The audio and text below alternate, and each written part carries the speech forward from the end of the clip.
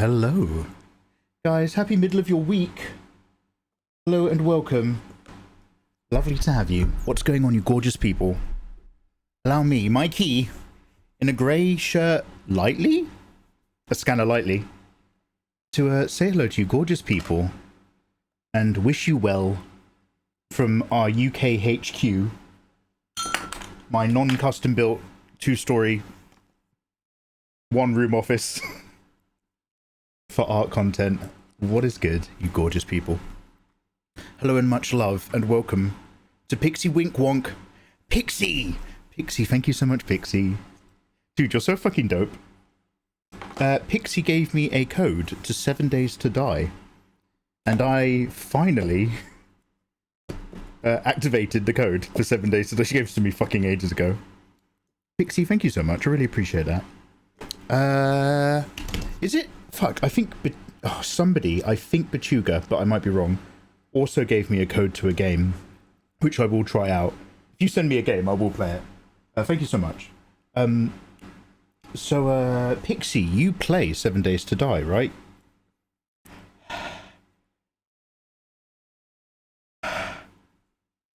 So what are we doing? Are we doing that on stream? Or are we just hanging out when I'm, like, chilling on Discord?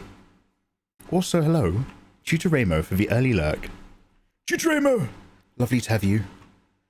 Guys, excuse me if I look like garbage. My sleeping pattern, don't hate me, my sleeping pattern's fallen back out again. I've not been sleeping great. And I've sort of allowed it because I played Dune in Europe. And you don't want to play Dune after 4 o'clock. Because it's fucking garbage, because it's just full of kids and Russians with mental disorders shooting down all of your hours and days of hard work, just blowing it up in a PvP zone where you have to go to get spice. Literally just an unplayable, unenjoyable endgame to a wonderful MMORPG. Fucking idiot, those devs. So it means I do my spice farming in June insanely early in the morning before I go to bed. So it does mean that, like, I'm going to probably look a bit haggard over the next week or so. That's fine. I just want you to know that this looking haggard is on target. When I look haggard outside of that week window, then you can just tell me I look like shit again. How are you guys? Hey Atami, how you doing? Hello Mikey and community. Hello Atami Funko. Lil Nash, thank you very much. Sausages. Lil Nash, thank you very much for that 77 months of resubbing. Fucking hell, Bill. In some countries, 77 months of Bill Nash is a punishment for small crimes.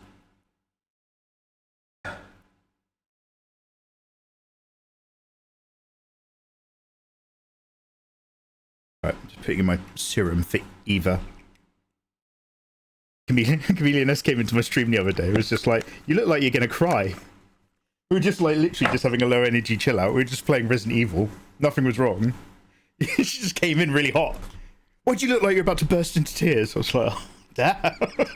Well, now I kind of am. Fucking hell.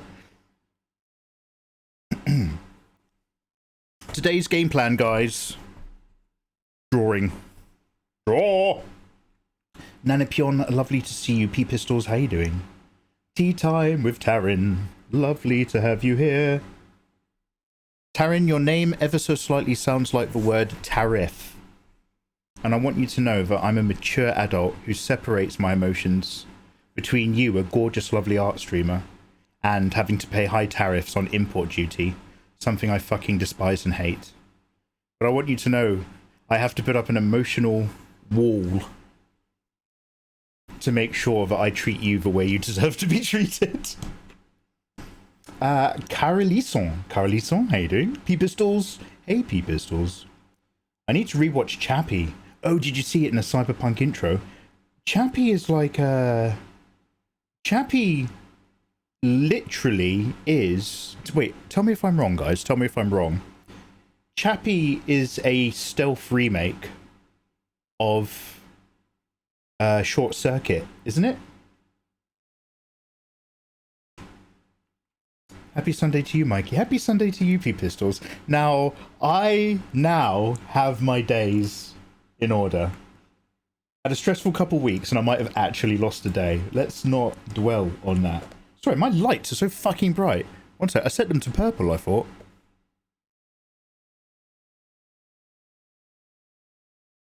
Stream Deck lighting. Did you press it for at least 5 seconds, though? Otherwise, I think you only want your lights to change for a short period of time, and then I'll put them back. Did you press it for 10 seconds, Mikey? No, that must mean you want the lights to turn back to bright fucking white. Thanks. Stream Deck. Thanks. We made a really cool product, but we didn't actually test it with anyone or get any feedback. Look how cool we are. Yes, Stream Deck, well done. Pixie Wink Wonk, hi. Tommy Funko, how's your day going, dude? How's your Zenless character guide channel going? Pachuga! I sent no codes! Sorry, Pachuga, my bad. My bad. Well, I've been taking them, Pachuga. Are you missing codes? Because I've been taking them. I'm just glad one of them worked. I'm glad you work, when you're feeling better, to pay for codes to give to me. Brainrock Cobbler, how you doing, big man? Hello. What is sleep? Taryn, it's what those people with day jobs talk about. It's that fantasy. Kirito 109. Even horror games? What horror games? Wait. Kirito, I forget the context. I play even horror games. Dude, I kind of need your advice if you can. Aurelio. Move all of your joint money into your own bank account first. Make sure that your name is on the bills to your house. Make sure you are the one documented as paying the bills. And keep your shopping receipts to show that you've been providing food as well. Then, bumper. Let me know if you want any other advice. Lightning Eagle. Should we get to drawing? Lightning Eagle, I do believe we shall get to drawing. That is a... Let us not get caught in the quagmire, the endless ramble of catch up and chill. We'll do that at the weekend. Let's get our tablets in our hands. Let's warm ourselves up into a little bit of art. I've got loads of shit everywhere. Aurelio, I would like to start streaming and post my art more often, but I don't know how to go about it. Do I need a schedule or just go for it? Aurelio, I am not the guy to ask. I do not have a schedule. Sometimes I do when I'm back on my spreadsheet. And when I'm back on my spreadsheet, I am on my fucking A game. I get shit done. So I would say, in theory, yes. However, you can survive by not doing any of that. And just uploading when you want to. And Brilio, let your audience be your guide, good sir. If you're trying to post your art online and reach an audience and get followers and all that sort of stuff, you have to let go of the bit where you're doing what you want to do, and you have to embrace the bit where you start looking at what people respond to. So find out when you should be posting. That will help guide your schedule and your production deadlines.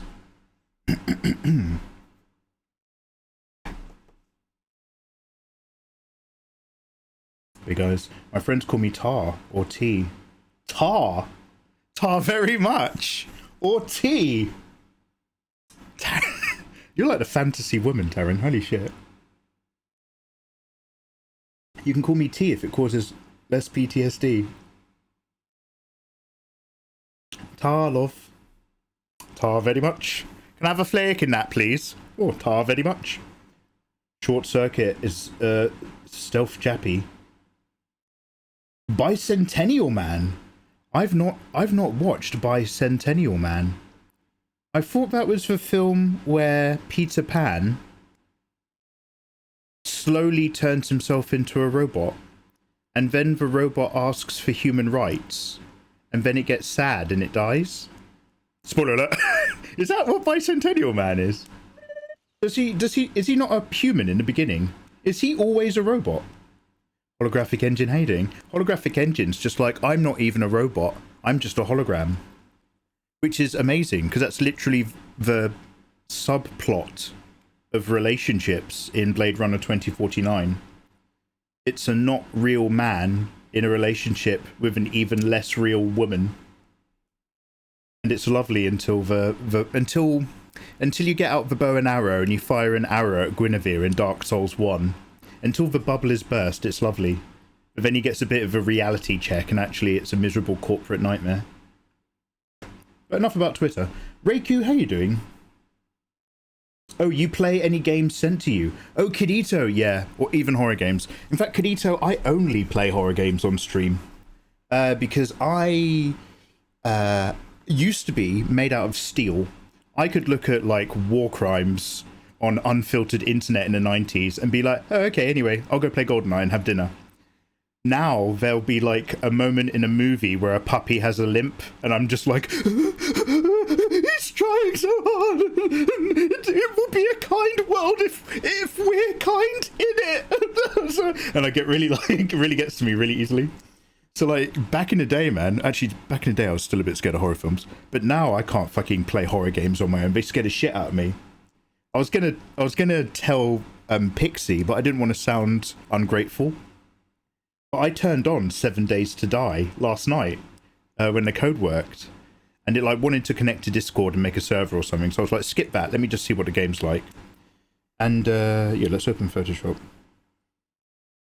And it loaded me into like a generated map or whatever, and it just put me on a road somewhere by like a little fenced area and like a trailer, like a caravan and some stuff, and I'm just like, what is going on? And then you've got like some notes and survival gear, and I was like, oh, okay, let's try to see what's in this caravan. And I went up to the caravan and a zombie ran out and attacked me, and I had my headphones in. It was horrible zombie noises, and I was just like, oh, I don't know if I want to play this. So I had to punch the zombie till he backed off, and then he got up again and started coming after me. I was like, oh, I'm not in the mood for this. So I went up to the trailer, and then the zombie came out the trailer and killed me, and I was just like, oh, I'm not going to enjoy playing this game, man. I was like, I'd put off 7 Days to Die, even though loads of people had suggested it, because I low-key was just like, I don't want to do a fucking team crafting survival game. I don't want to. I will play it because I need to socialize more with my actual friends online. But I was like, this is not, this is not for me. And then last night I was just like, oh fuck, I'm playing Dune, fuck this. No rush. Okay, Lightning, cheers. Robin Williams transitions from a robot to an android. Robin Williams begins as a robot and then transitions to an android. Good for her. Jiggly Milkies. Nice name. I've seen your YouTube videos. Oh good, hopefully on the tutorials channel. Not the adult content channel. Mikey Late. I think I'll try to get to base my art style on your videos. Oh hey, well hey, warmest wishes on your art journey, dude. How is the man not real in Blade Runner 2049? Because he's a soulless, godless robot boy. He wasn't born of a womb. He was factory produced. Dead inside, without value and without worse. Didn't you watch Blade Runner 2049? Didn't you take away the message? All robots are soulless automatons and deserve to be slaves. That's what I took away from it anyway. What's this thing called subtext? I know writers who use subtext and they're all cowards, to quote Garth Marenghi.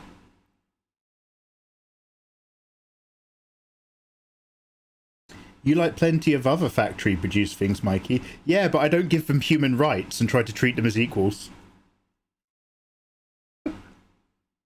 No, obviously. Obviously, that's not the point of Blade Runner. And I'd recommend Blade Runner 2049 to anyone. It's a brilliant movie. One of the best films of the year, actually.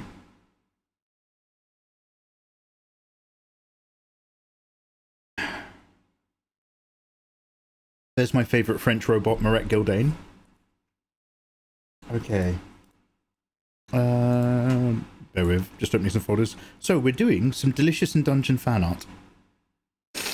There's still a few changes I want to make, but like I warned you all before, I'm actually keeping this very simple for the sake of filling a canvas with a few different characters.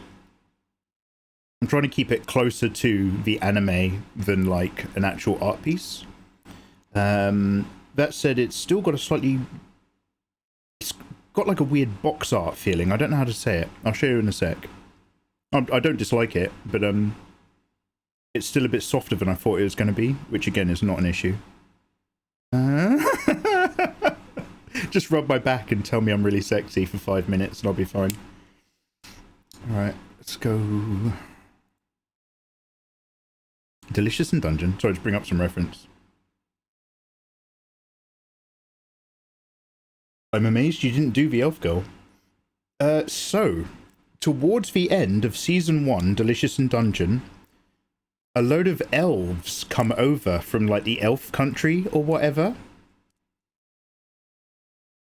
Kind of reminded me of when they went to the Thunder Country in Naruto, and all of a sudden there's some really fucking sexy characters turning up in that anime you're watching.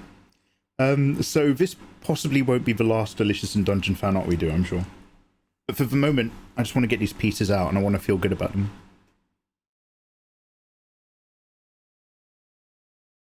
Just a friendly reminder that the mechanical pencil is greater than every other brush.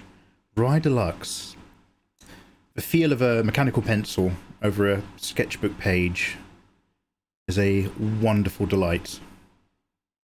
Two best things to feel are brushing your fingers over the neckline and face of a girlfriend, or the feeling of like a good ink pen or a mechanical pencil releasing your design ideas into a sketchbook page.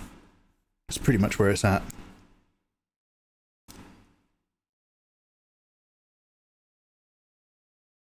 Okay, are we good?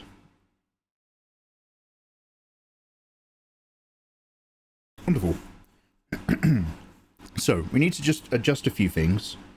Again, there's a few things that we need to look at and maybe move, but mostly the plan for... Sorry, I'm just making sure my keyboard's talking to the right computer. Mostly the plan is just keep it feeling really cel-shaded on the background characters. Nice and simple. I'm literally just going to put a little shadow, little highlight on all of them, that's it.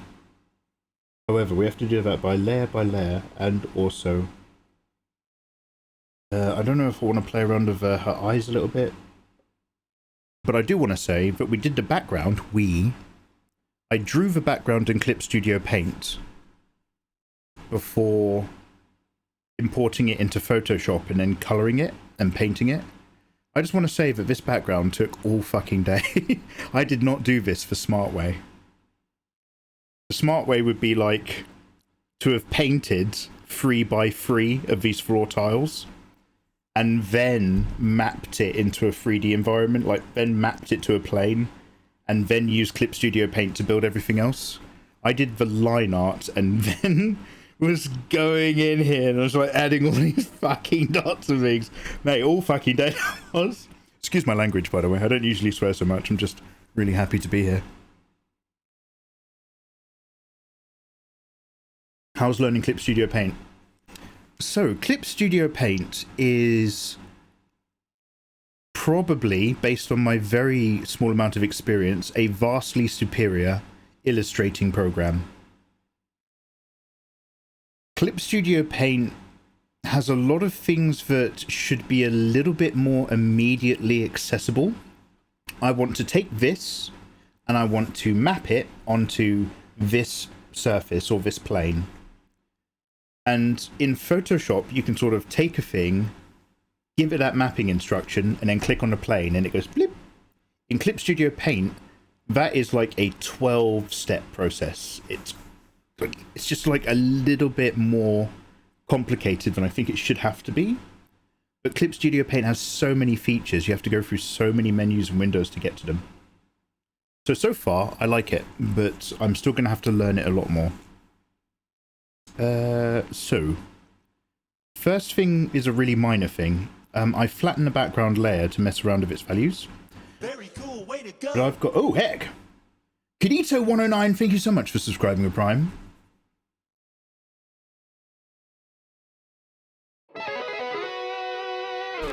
You can now download my artwork for free in Discord. You are now a full citizen, thank you. Go get some busty waifu fan arts. I went a little bit too spam with all of the kind of just edging on the tiles up here. Down here in the focal area, it's great. Up here, there's actually too much contrast going on with them. They're popping. So I just want to see if I can actually take the single layer that had that and then reapply it on top and darken it at the top. Or if I have to go back to the separate layers and do it manually. So let's get some screen recording going. We'll have a little fiddle together. We'll see what we can find. Guys, happy Wednesday. Thank you very much for joining me.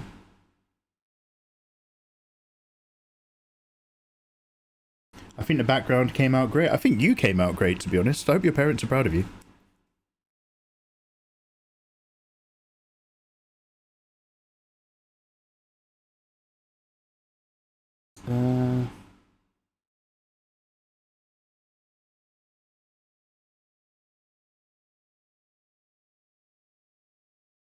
This one?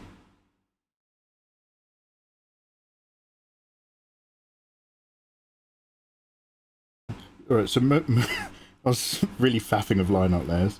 Let's work out, where's the... Okay, it's one of these. New... Sometimes I really wish there was a way to identify individual layers and what they do. But you just have to basically remember exactly what number it is.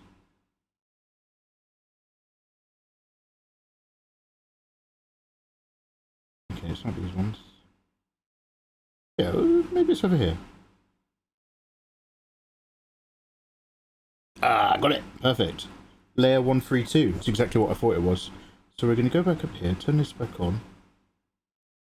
And we're going to copy that guy and then paste him up here.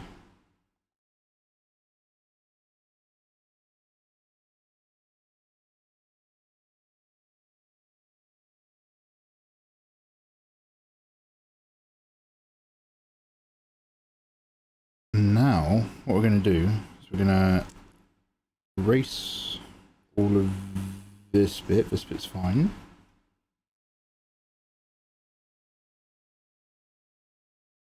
And then over here, I'm going to just turn it maybe into a multiply. Ooh. Taking the edge off a bit already. And then let's make it even darker. Oh, that's how you do it.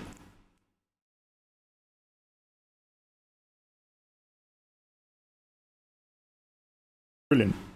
So now the ones up here still have that kind of highlight, but they don't actually pop anymore.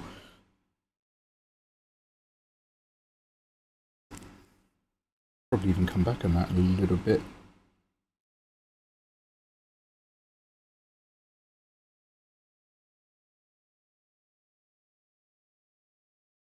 Wait.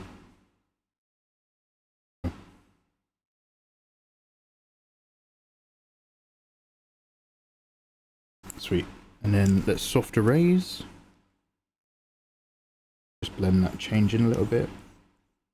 I want some of these guys doing their thing over here.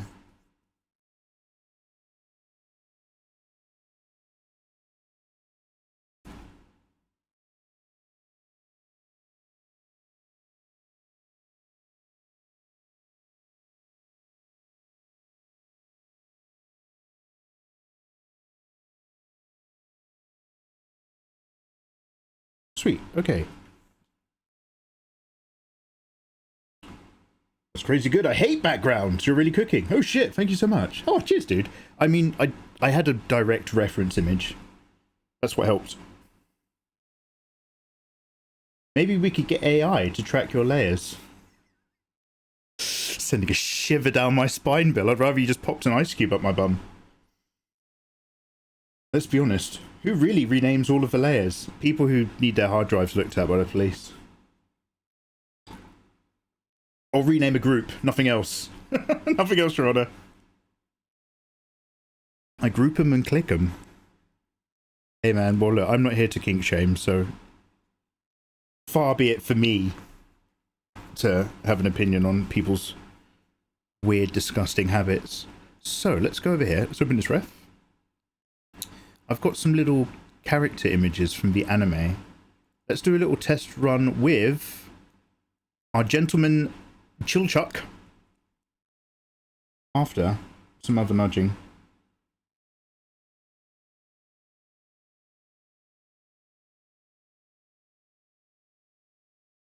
Just gonna move some shadows really quickly.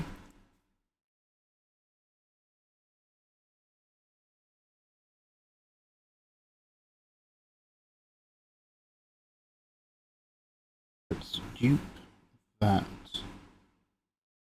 I love it when it like really pops like that. It feels like it's like really dark and like atmospheric, and I'm constantly struggling between like, oh shit, do I have it like lighter so that it's got more of an even vibe, or do I go really fucking dark? We'll have to release some A/B copies. Oh god, that reminds me, I need to test something in a minute. Let's reclip that.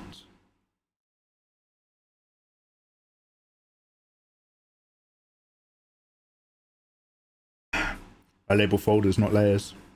Mikey! Hello, Ron. How you doing, man? K hermosura. Is that how you say how handsome for a lady? K hermosura.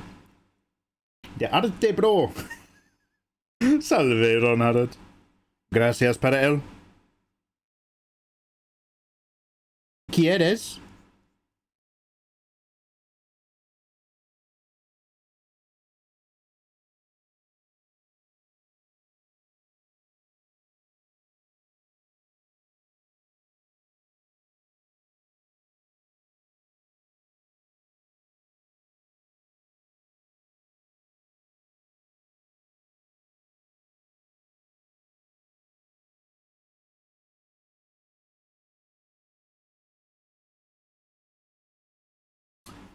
It's a warmer tone. It's a warmer tone. When you multiply, we're drawing all alone until the boobies start to fly. Ba ba ba ba ba ba. We're doing Fanart, hey hey. Drawing hotties, wow. Character design, yeehaw. And it's got me feeling fine.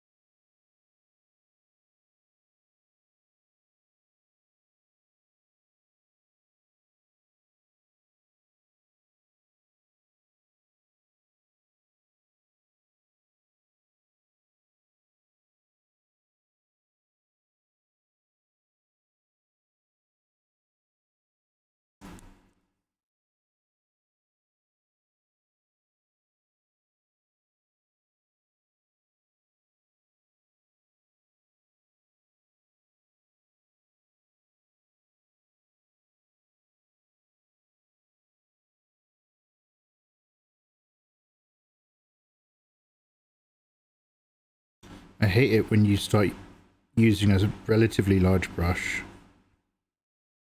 and the flow catches you out and you just get all these like bubbly lines. I need to rename my layers or I'll click on the same one 20 times. Reiku, I do click on the same layer 20 times. It's a simple life, but an honest one. With lots of swearing.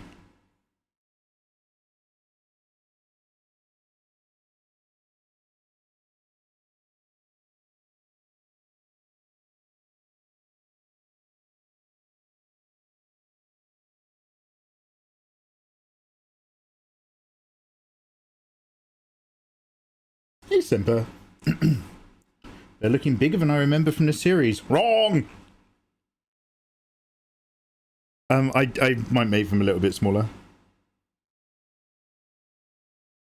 At first I was going to have them like hanging like big torpedoes to create a big triangle of interest with feathers on the end. But then I discovered this novel brand new art practice. It's making art that goes under the sensitive media radar on Twitter. I'm going to call it like sensitive appropriate art style or something. It's completely new. No one's ever tried this before. Well, somebody did say apparently it exists. They called it something weird, like family appropriate content or safe for work. I don't know if that's like a French word. Safe for work. So, according to some people, it's already out there. But no, I think this is all me. So, I might try to like invent this art style that doesn't get blocked, where YouTube doesn't delete the thumbnails all the time. And you can see it in multiple countries without it being shadow banned. It's this brand new thing that I'm kind of like cooking up. So what I've done is I've actually put a top on her. Imagine drawing like a hot girl, but then you put on like the clothes. I think I'm still drunk from last night. I'm talking crazy talk. I'm sorry. But I did put a top on her, and I'm also considering making the boobs a tiny bit smaller. But only imperceptibly. That heavy contrast looks really nice. Yeah, Petite Alex. So that's where I'm just going in and out emotionally. I'm just like, oh, do I keep it like this? So it's all actually got a very even value across the whole piece. So it looks like, you know, if you bought like a Delicious in Dungeon CD, you could imagine the not quite official, but still canonically official box art on the back or something, having this kind of energy. Like, you know when they like make a Hunter x Hunter movie and you're just like, why does this look slightly off? Or just be like, bang, like Fallon is up there, creepy as fuck, and they don't quite know it yet. They still think like they're dealing with his sister, and blow that contrast. We have options. We have options. I think over here I've got a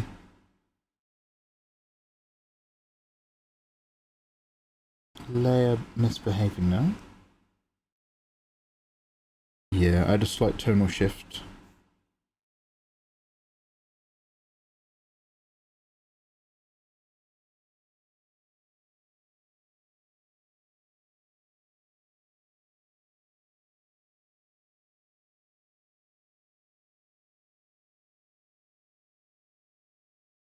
Now, let's soft blend a little bit.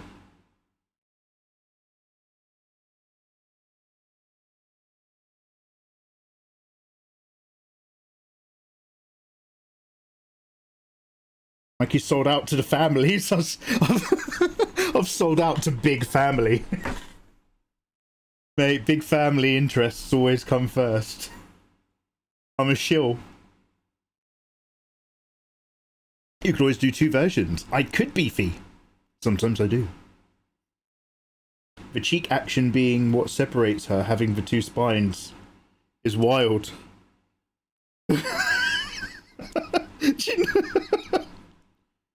I was focusing on like giving it a slightly lewd energy more than like don't ask me what a skeleton looks like,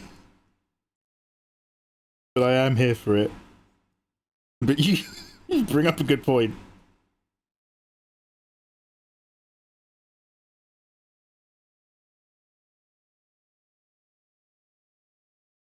Oh shit.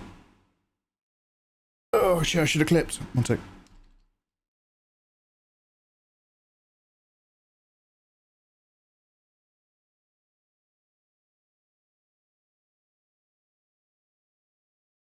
Just tea, thank you. Hey, thank you for the follow.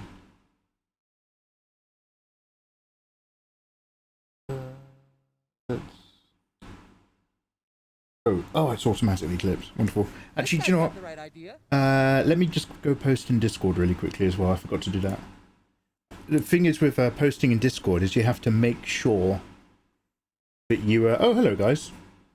Oh, heck. Must be a Fremen. Oh, hello, guys. He's studying us. Heyo. Shit, let's send some layers back on really quickly. We're a little bit bum focused right now.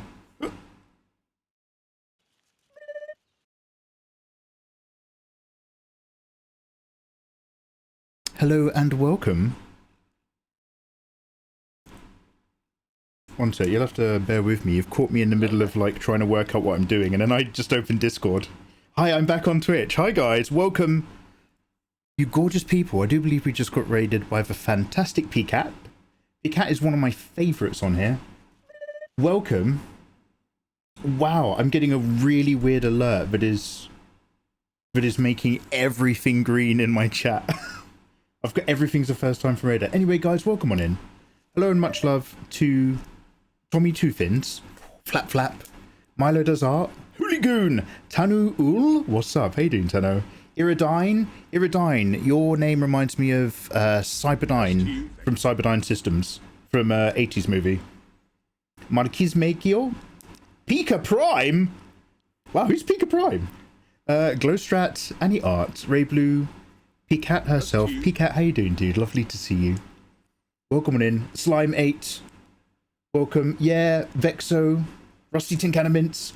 Guys, hello and welcome. My name is Mikey. I'm an illustrator from England. I make drawing tutorials on YouTube if you like drawing. I like Delicious in Dungeon. It was one of my favorite animes of 1 or 2 years ago now. P-Cat, how are you doing? How's your stream? P-Cat, I have been losing time because I've been stressed. So it was either today or yesterday. I might be out of date. But how is the world of drawing unloved Pokemon?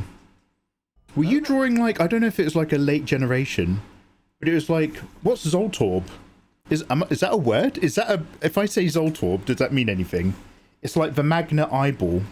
But then I think if you upgrade it, it's got like lots of magnets and it looks like garbage and nobody wants it. And then they all move over to Gengar. I have a Snorlax VMAX card. One of my favourite Pokemon pools, and I don't know where I put it, mate. We're gonna wake up. Oh my god, go to bed and be proud of your achievements and have a wonderful life. Alright, Dad. just know, P-Cat, for whatever you do, I'll always love you. We'll always be proud.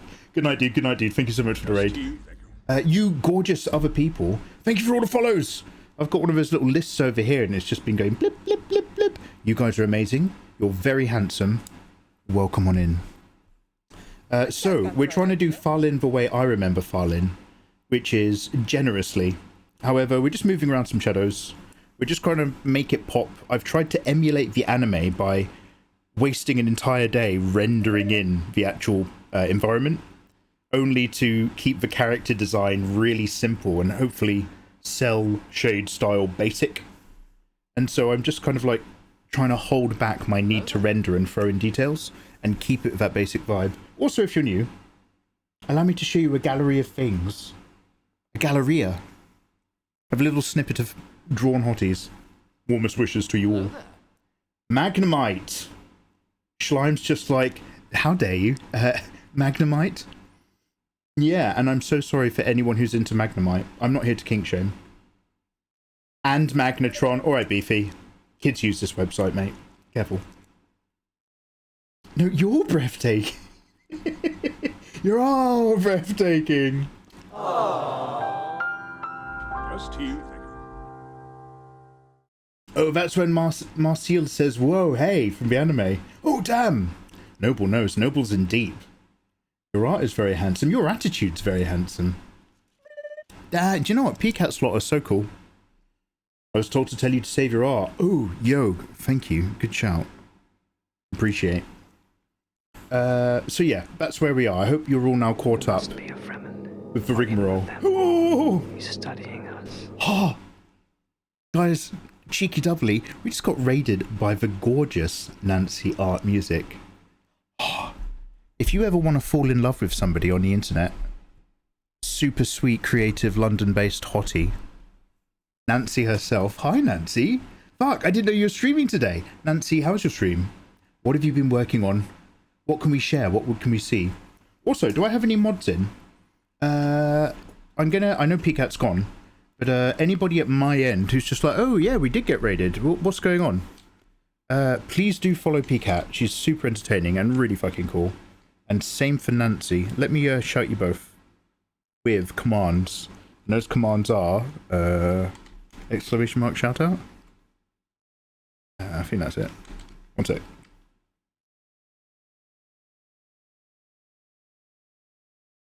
If you've just come over from PCAT's stream, click that link in chat, go right back. There's a shout out link there for PCAT. Go back to where you came. Body of Christ compels you.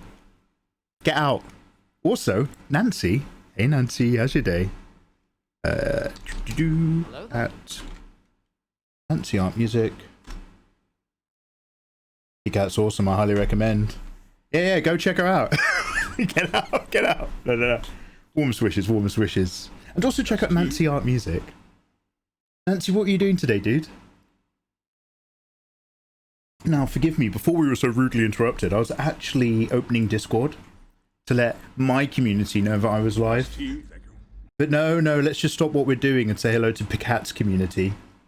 Did you know the cuckoo lays its egg in another nest's eggs, and then that chick pushes all the other chicks out and it grows up? I'm no longer Mikey Mega Mega. I'm just the PCAT fan art live streamer, where when PCAT stops streaming, we all just talk about PCAT. I'm just giving her shit for no reason. She's really cool. But welcome to the PCAT fan club stream. That's actually my new online brand and identity. So welcome on in. Get yourselves comfy. Discord. 1 sec. I'm learning as I go. Go live announcements. Wonderful. And then copy my Twitter post. I'm sorry guys, you'll have to bear with me. I'm slow at this shit. Also, hello and much love to you guys who've been clicking that follow button. Warmest wishes, guys. Happy Wednesday. I hope your week's been going gorgeously well. This guy's got the right idea. I'm actually the president of PCAT Club. Iridine, lovely, I'll mod you in Discord. The power of the power of waifus compel you. I had a lovely day. I was sunbathing and then comics drawing. Nancy Art Music.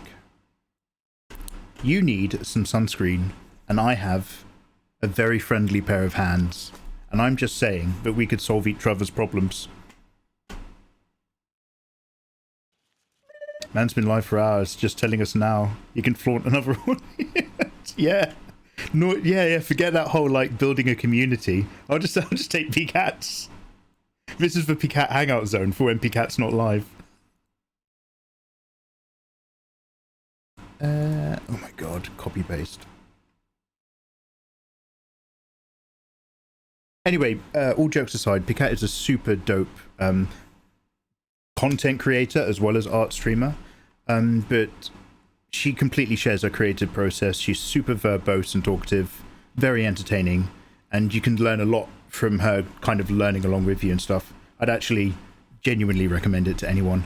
Nancy, if you want a gorgeous, friendly comics illustrator hanging out on your stream, I'd also recommend Nancy Art Music. Oh, hey Atomic, how you doing? Hello, I love your videos. Oh, brilliant. My drawing tutorials on YouTube or my sexy private stuff on OnlyFans. June Messiah is way shorter than June Part 1 and 2, but it's taken me far longer to finish. Zavanat? Correct. June Messiah is...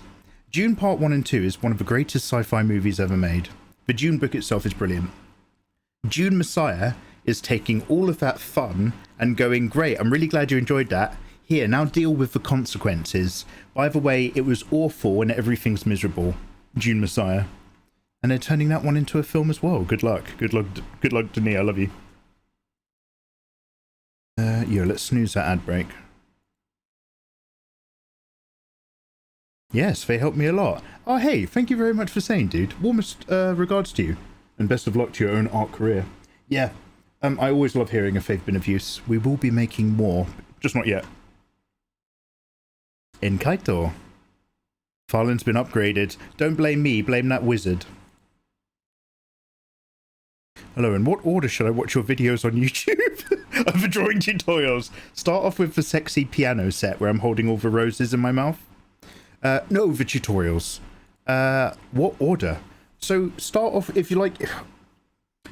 So I'm going to have to make a how to draw book with some really clear segments, and I'm going to use the videos on YouTube as kind of a practice run for all of that content.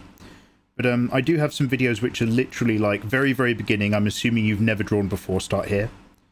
that's got like, you know, just practice some basic shapes, build up those just drawing squares and circles and cylinders and stuff, because everything kind of breaks down into those categories and it's going to help you loads. Then if it's just about actually character stuff, I've got a little beginner, I've got like a little free YouTube course that I'm making, which is just a playlist of videos in a certain order.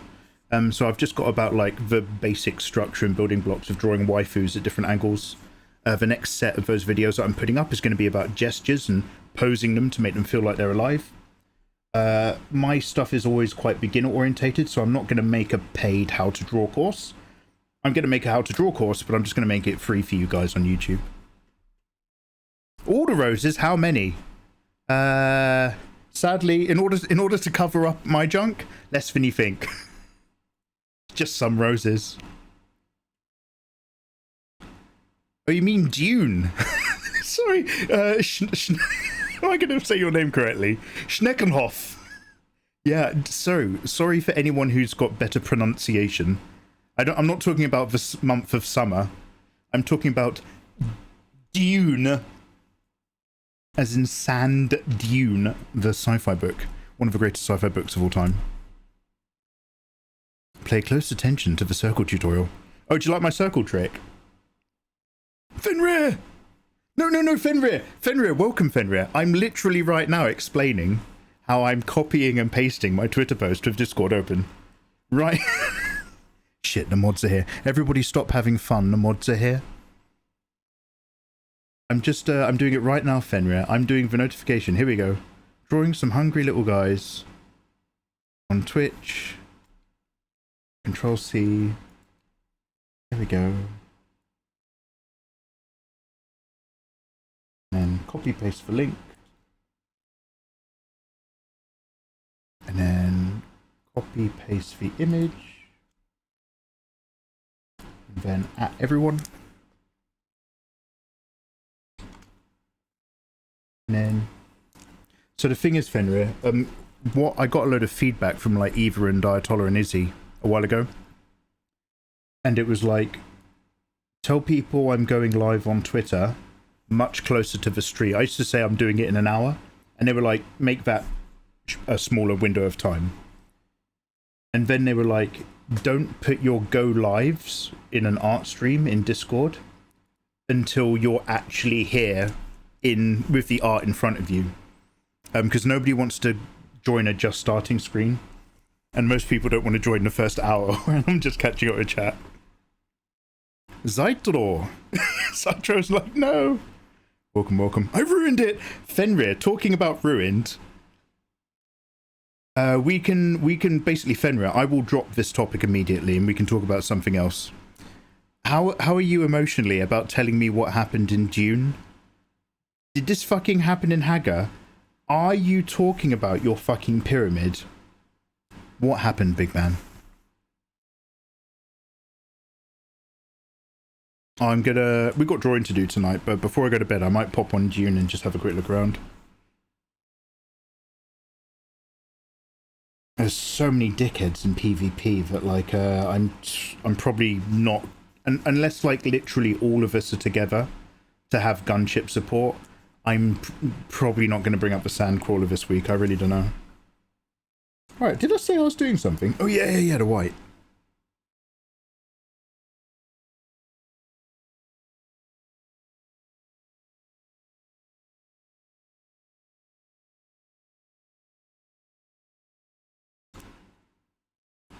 What a polite way to troll your community over medaled. Put the stream notification up an hour after you start. No, because I was getting feedback, and that feedback was we don't want to. Oh, by the way, ad break coming, guys. I didn't want to. Twitch makes us do it. I love you. I didn't want to. No, I was getting feedback of like, don't say you're going live for an art stream unless you're actually there doing the art. I think that was the feedback. I've got no idea what killed me. Change my computer RAM. Oh damn! I want to change something in my computer. Actually, I will bend your ears about that in a minute as well.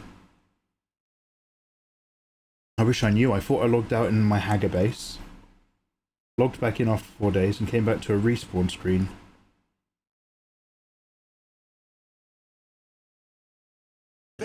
cool way to And you're go. not. That's the weirdest Perfect thing. time to prime up then, because ads are redacted. Ooh, snow rip.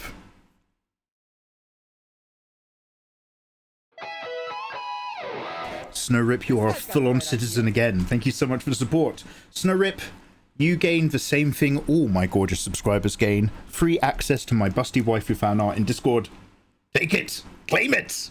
It's yours. This guy's got the right Cheers, idea. dude. Appreciate. Also, thank you for the follows. Welcome, guys. Welcome. Snowrip, you're so handsome. I just love a starting screen. I'll start something with you, Nancy. In PvP, do you lose everything? As somebody who's died and lost lots of their stuff in PvP, no. You lose your money, you lose, but like anything that's like a value item. So you lose any money, any water. I don't know if it randomly steals stuff out of your inventory, but you lose loads of just good shit. So that when you respawn, you still have your pocket gun, you still have your weapons that are loaded into your active wheel.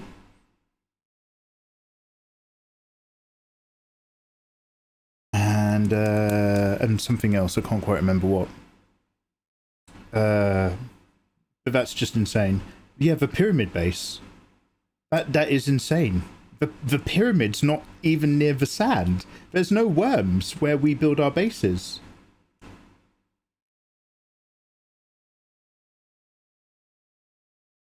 Save for work. Great Myers. Yes, I shall. Thank you. Good talk. Alright, back to the bit on the white.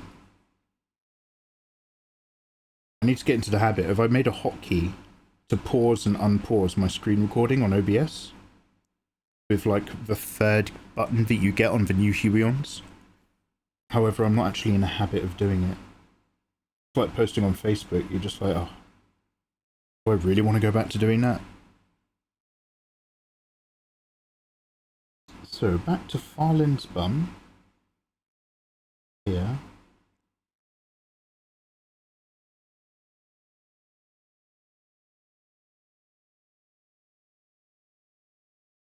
White layer. Yeah, okay, great. Let's just continue that soft blending.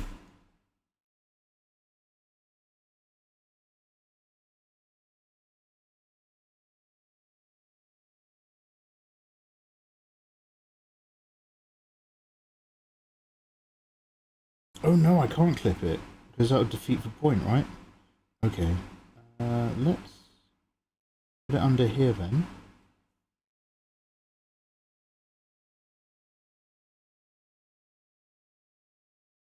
Hello?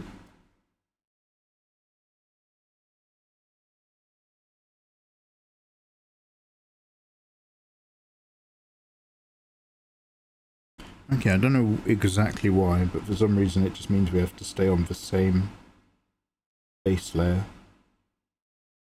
Not a problem. But I will give myself a little bit of safety edge.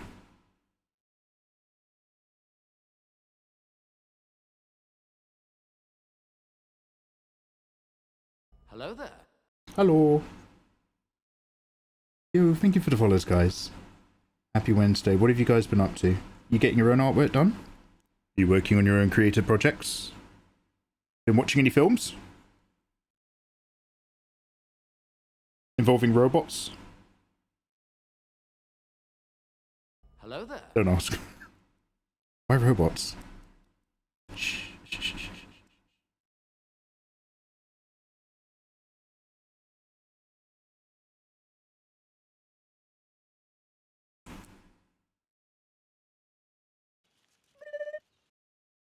Heyo. Damn, you guys are very handsome. Welcome on in, you lot.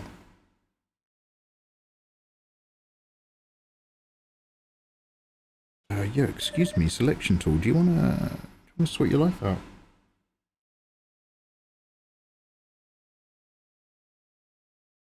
Another frog friend. I always keep forgetting whose frogs they are. I recognize Fua's frogs, but I don't know if like all Fua is frog, but not all frog is Fua. Fenrir uses different ones, and He keeps telling me who they are and I keep forgetting.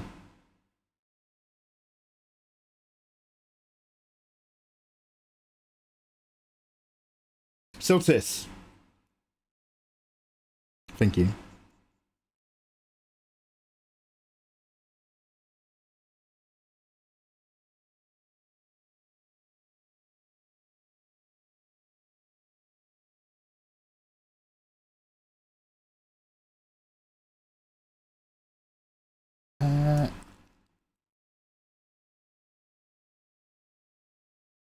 Now, I take great pleasure in trying to draw kind of cuties my way, and I'm happy with it.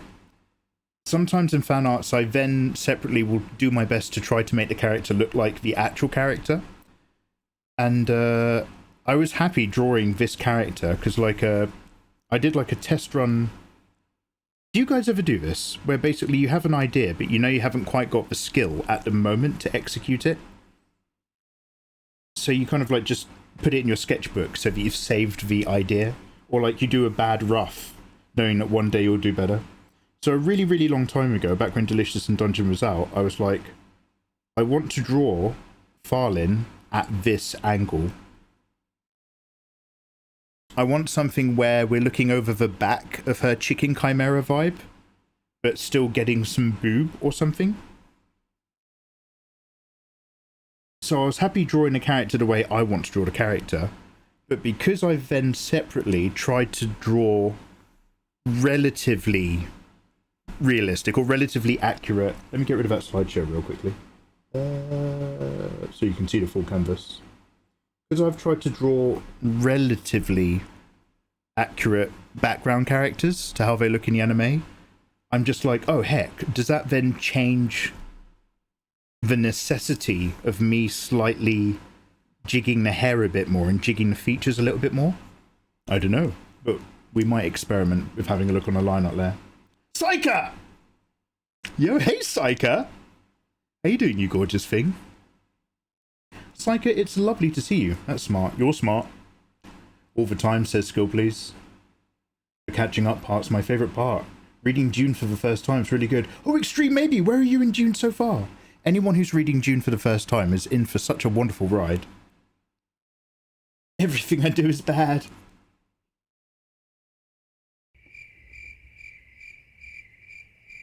Yeah, all the time. Weirdly, it looks better than I thought. And worse at the same time. Don't get inside my head like that, Nancy. We're trying to keep it chill. I don't need a breakdown. Psycha, what the hell have you been up to recently? Psycha's like, I've been streaming every day. Where the fuck have you been? You're the one who's not on Twitch all the time. Psycha, fucking give me a quick update. How are you? Lovely to see you. I miss the hell out of you. You too, dude. Awesome, homies. Ayo. Wholesome. There's a spot for you on the couch. Get comfy. So what I'm getting at, basically, guys, is I'm just going to, like, have a slight nudge. Like, before we start doing the A-B shading on our little cel-shaded hungry boys and girls, if I just do a tiny bit of nudge on this character, will it make it ever so slightly more Farlin coded? I'm not worried about it being perfect, but I'm just seeing if there's a small amount of work I can do that gets like a cheeky result or two. So, if we separate out our saucy little lady over here, one of these line art layers is a real line art layer. Yeah, that's what I thought. Mikey, why do you have a separate line art and colour layer for the clothing that's covering her boobs? Why would you keep that separate, Mikey, in a Photoshop file? I don't understand. You will when you're older. Don't worry. So I'm just going to take this white layer and use it as like a just a little background thing. I've also got this warmer colour burn layer making the lines pop. Not too worried about that. If you take off the line art layer, it looks like she's out of focus. Yeah, not quite as much as I'd hoped. But what I'm going to do is I'm just going to duplicate this.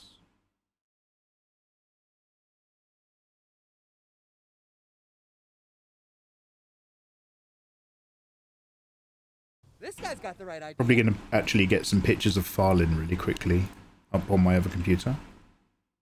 I'm here for respectful looking, by the way. I'm dealing with so much drama, but I isolated myself. Oh, I'm sorry, dude. I'm so sorry. Forgive me. Remember me. Are you still having a lot of... and again, I'm not asking, Psycho, because it's none of my business. I'm a big fan of the both of you, and I wish you both the warmest. But is it all still related to just moving out and all that sort of thing? Hey, dude. Come listen to me bitch and complain instead. I'll be stressed for the both of us. Actually, do you know what? I should tape the whole thing, including the hair.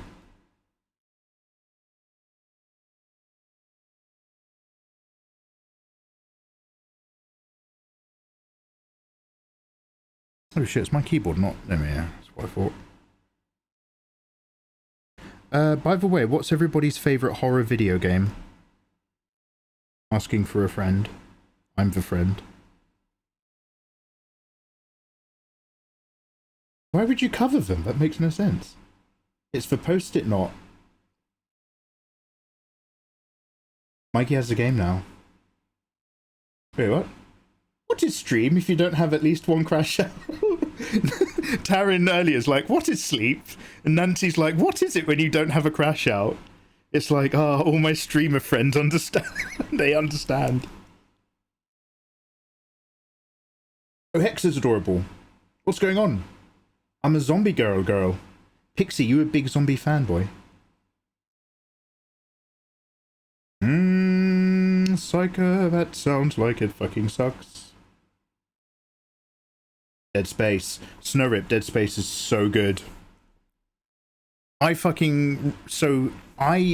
again, I only play horror games on stream because I'm scared on my own and you guys make me brave. But Dead Space is actually like half of all of the content of Dead Space is ripped off and used in The Expanse, or it inspired a lot of the writing of The Expanse. No shade. But what I like about video games, as well as like maybe a building survival mechanic, is the lore. If there's mystery and plot, and I actually am interested narratively, and slowly working out just what the hell is going on in Dead Space is so well done. And you play, like, you come across, well, I just watched Lena Lazar do it. She takes the hits. But you come across so many small, like, solo or group project indie horrors where it's got the veneer of a load of horror moments, but, like, the actual lore to explain why it's weird just isn't that good. And you're just kind of like, nah. But Dead Space, you're just like, damn. This is, you're like, just like slowly, Mikey, you're mumbling. It's like the first Alien movie. You watch the first Alien movie and you're just like, oh, something bad has happened by accident. And then as the film goes on, you're just like, it's fucking corporate nightmare. Human life has no value. This is all a setup. And you're just like, we're the experiment. It's Resident Evil 1, 1996. There wasn't an accident. This is just a corporate experiment at the cost of human life to control people. Sorry. Oh, is he ranting again? I came to escape my life, not relive it. Sorry. Resident Evil 7, tacos. I think Resident Evil 7... I know this is a very common answer, and I've only played the game once, so do excuse me. And by the way, everyone's answer is valid. I'm interested in what you like and why you like it, not whether or not I think it's a worthy answer. Resident Evil 7, my memory of it is that the first half of that game is one of the scariest first-person experiences I've ever had in my life, as well as still managing to be a Resident Evil. But it was more like a horror house 80s slasher movie. And then you play the second half of the game, and you're just like, okay, I don't think I'm scared anymore. I think I'm bored. Tell me if I'm wrong. Also, thank you for the follows and welcome. Okay, does that make it look ever so slightly more like Farlin? I know you rarely see her with her eyes open.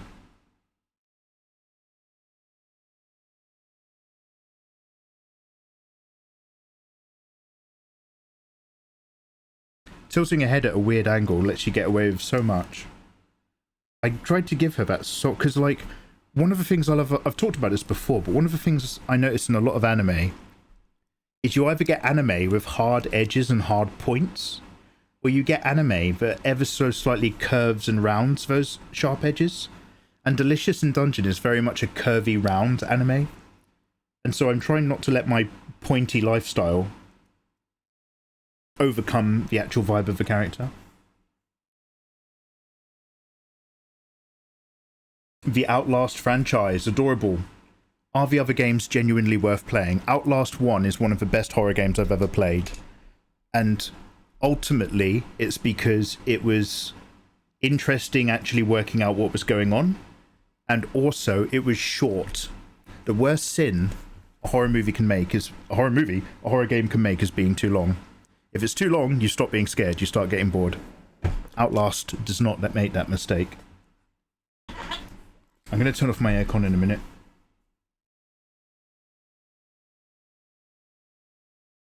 Mikey keeps that clothing layer to protect the innocent eyes of Twitch. I'm always thinking about the advertisers. We need to worry about what the advertisers want. They're the ones that really matter. Fatal Frame!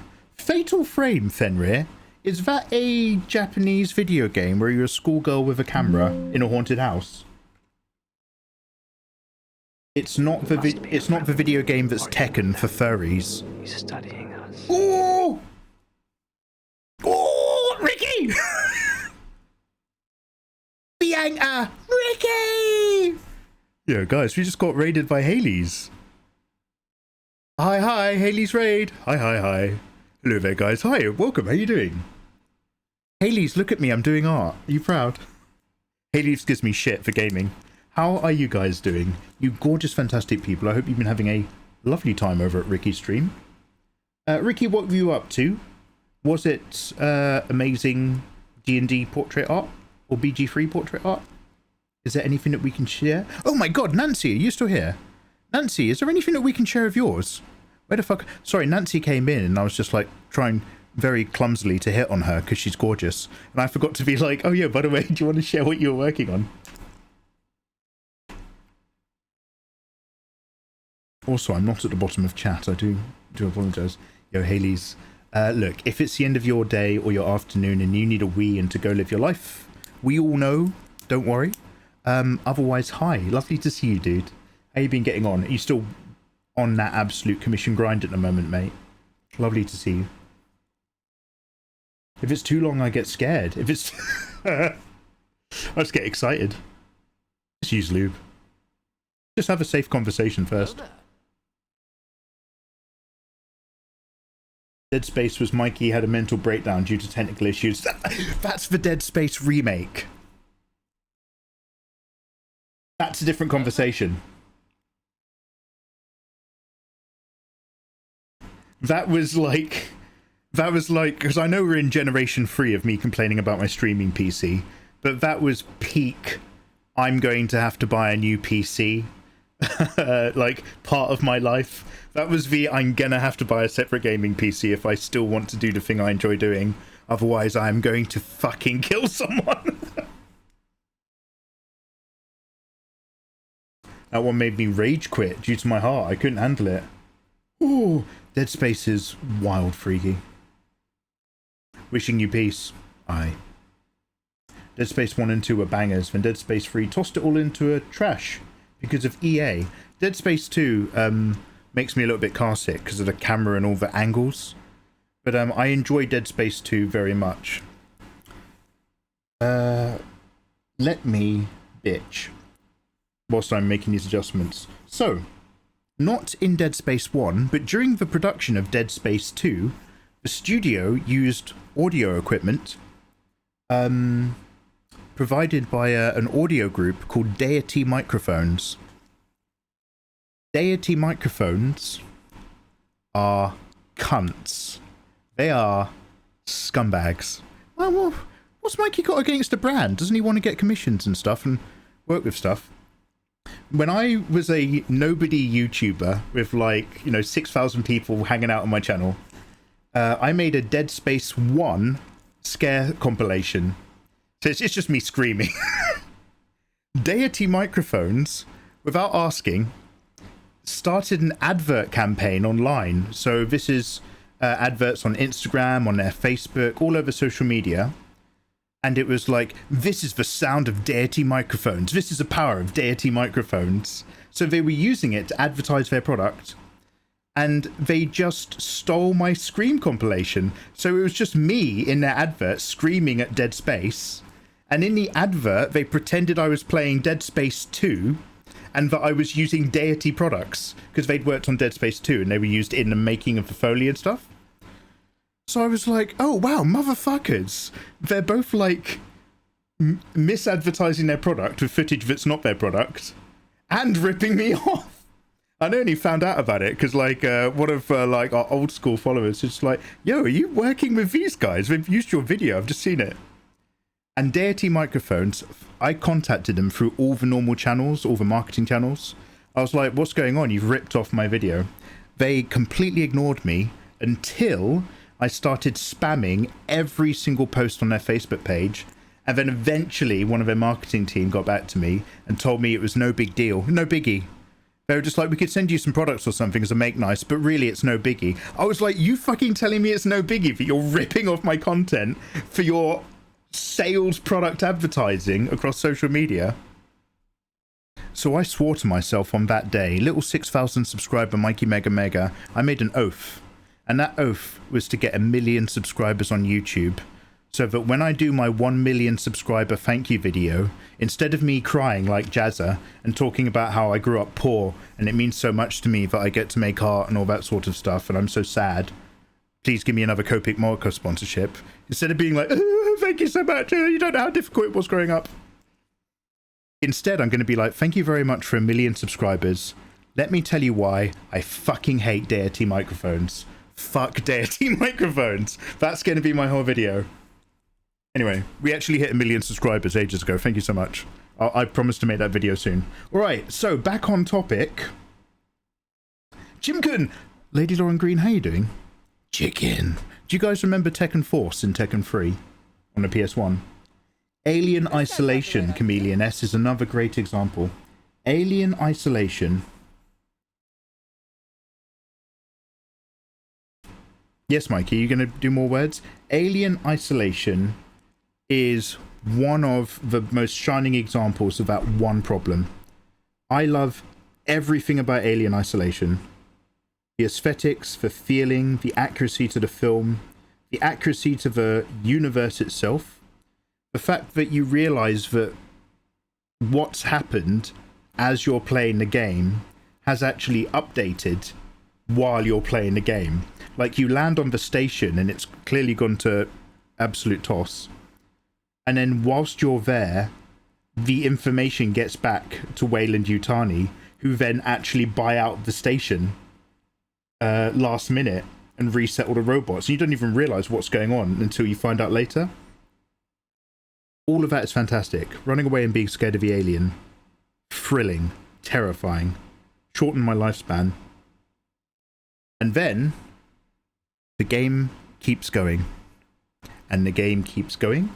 And everything you're doing is interesting and contextual, but it's still giving you things to do. And all of a sudden, you're playing it one day, and you realize you're no longer terrified of the alien, you're just sick of it. And then you start to realize that, oh, I can just sprint from one place to another and actually just play this game way quicker than I was worrying about. And you do because you're getting bored. But other than that, that's one of the best horror games I played. We're actually going to play that again sometime. Oh wow, Mikey, you really sell it. So you're going to play a game that you've just explained that you're sick of. Yeah, it's going to be great, guys. Come hang out with me. Hold my hand. Tell me I'm brave. Eva, how you doing, Chameleon S? I'm not responsible for people's mental health. If they don't want to see what I draw, stop looking. Little Nightmares. Aoi Kaku. Blue Kaku? What does Kaku mean? Very cool. Way to go. Little Aoi. Mikey MMBB. Oh, Grim! I'm Yoda. I'm a soldier. I'm flowing. I'm told ya. You won't believe your eyes when you see this X-Wing Wise. Luke, use the Force and run. Grim Master Yoda.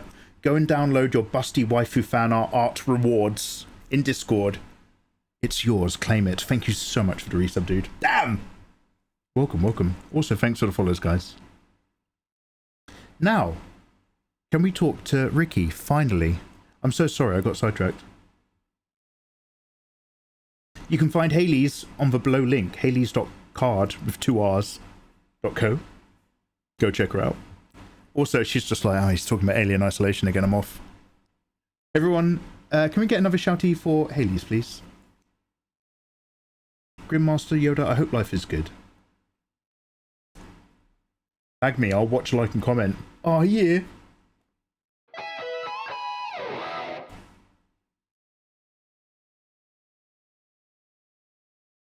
No, Mikey, you don't want commissions. Of course I don't. What are we talking about? He wants to be the commissioner. People are horrible. That is a very interesting marketing decision. What if this is back in the day where, like, you can just rip off people's stuff before, like, things got slightly better? Before, So basically, like, you wouldn't believe it to hear me talk about it, but actually YouTube and people not ripping off your content actually got slightly better right up until one guy went into one forest with a camera and then forced the entire platform to over-course correct again. But for the smallest window...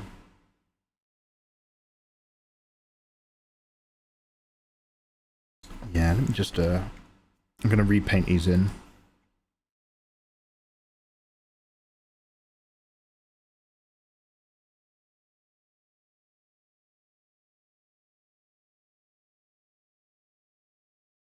Something I've only ever seen one person mention about Dead Space is that it's all one shot. And it was never a brag or a selling point. Yeah, I wonder if... Mate, keyboard. I wonder if... But, like, it's very easy to miss that in a video game compared to in a movie. And I wonder if that's to do with... Wait, am I still on that line art layer? I wonder if it's to do with, like... I don't know if this is a real thing to say. But, like, there's more film literacy, even at a very basic level, than there is video game literacy. And what I mean is, most people just watch a movie because they want to watch the movie, and you're watching the story of the movie.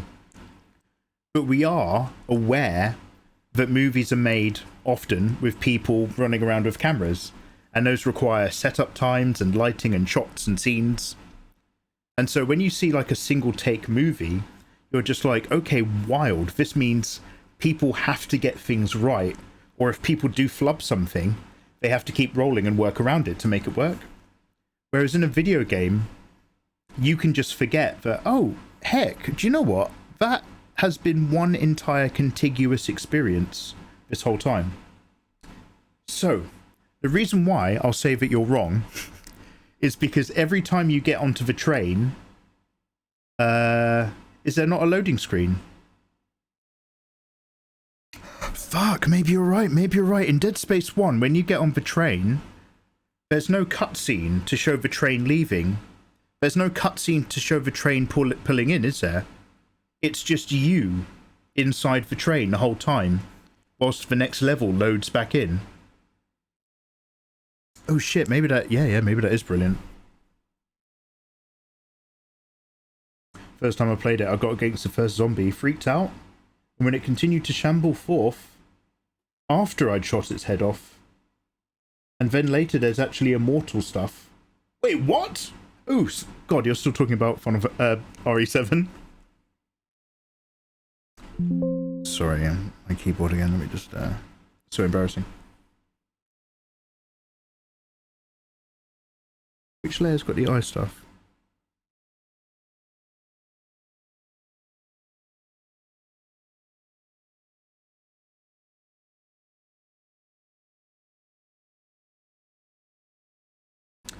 So yeah, Outlast, Alien Isolation,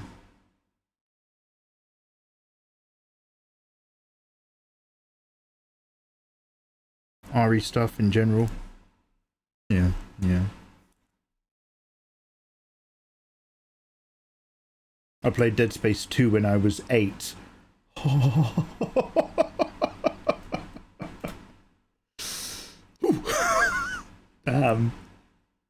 Oh, by the way, you said Little Nightmares, didn't you? Little Nightmares. I've only played the first one, and I loved it. It was so nice to play is this going to make any sense?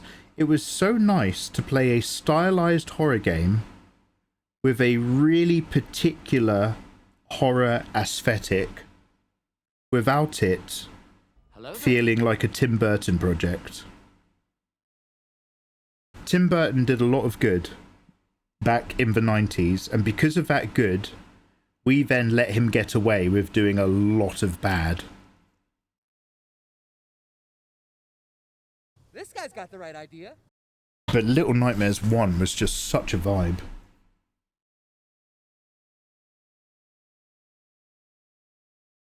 Oh, kaku means to draw. Oh, it's from the verb kakimasu. Kaiteiru. Ima, watashi wa kaiteiru ne. Blue draw or blue write. Yeah, Haley's is a multi-platform grinder. You were talking about sponsorships and commissions. Well, I forget where we... I think probably I was asking after Ricky doing loads of commissions and working really hard. Maybe that's where I detoured. You rip off my tweets. What do you mean? It's gotten worse for me. I take conversations that we have, specifically lines that you have with me in a conversation, and then I reformulate it into a hit tweet. I don't rip off your tweets because you don't tweet it, and I always reword it so it's a bit more catchy. I rip off your ideas for tweets. I rip off your ideas and your comments into tweets, but I don't rip off your tweets.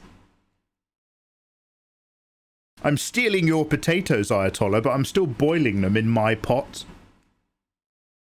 So where's the crime? Where's the crime? Anyway, fuck you, man. You told me that we'd never had a conversation about me running a BIOS update on my computer. And that really fucking got under my skin, because I was like, I'm really sure we talked about it. And we fucking did. We fucking did talk about it. Oh. Insane thing to say to me, that was. We did, I approved it. Yeah, but you all night, you were just like, no, I would never greenlight that. You were like, I would never greenlight that, Mikey. Of course I wasn't okay with that. That's really dangerous for your computer. You can mess things up. And I was like, no, we talked about, because I was like, because there was that rule we had where I wasn't allowed to update my computer if I didn't talk to you. And I was like, I was definitely good. And I was like, I was good. Because I wouldn't have done it without you. I'm not talking to you. Oh man, that really fucked me up, that did. Anyway. Sorry guys, I'm just hashing up an old argument with one of my mods. It was gaslighting me on stream. I'm sorry you had to see that. I just want you all to know that it's lovely to have you and this is a safe environment.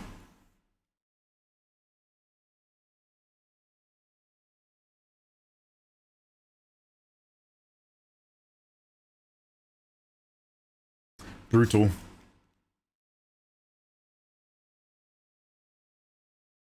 Funny, innit?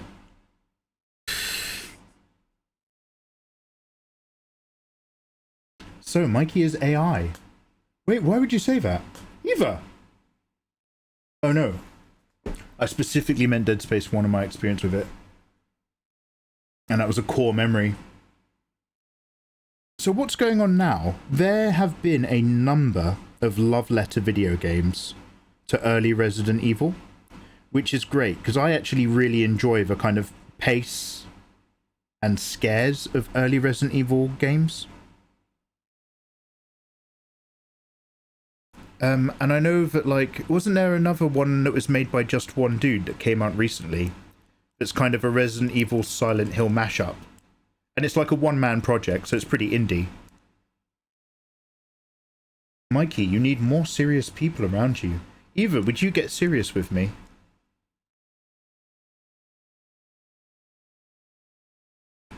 More like Dad and his brothers. Am I the dad?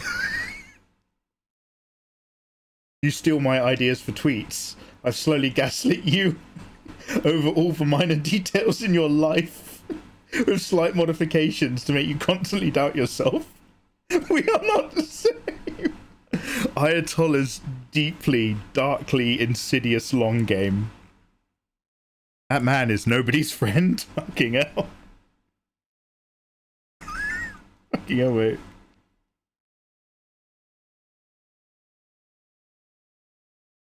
You quit a video game because it's hard. I quit a video game because I suck at playing it. We are not the same.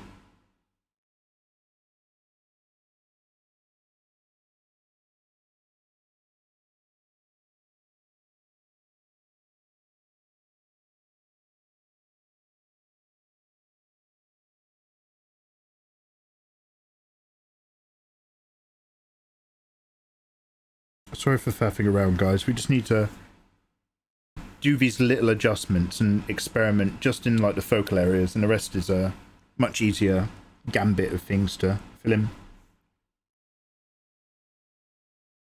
Remember, all of these details and things get lost immediately in our stark, popping shadows. Like Farlin is looming over these boys, so don't worry, the shadows will be most of our vibe. But it does mean we have to come back in and make all these little changes and arranges. Including, but not limited to, just paint out and then repaint in our eye adjustments.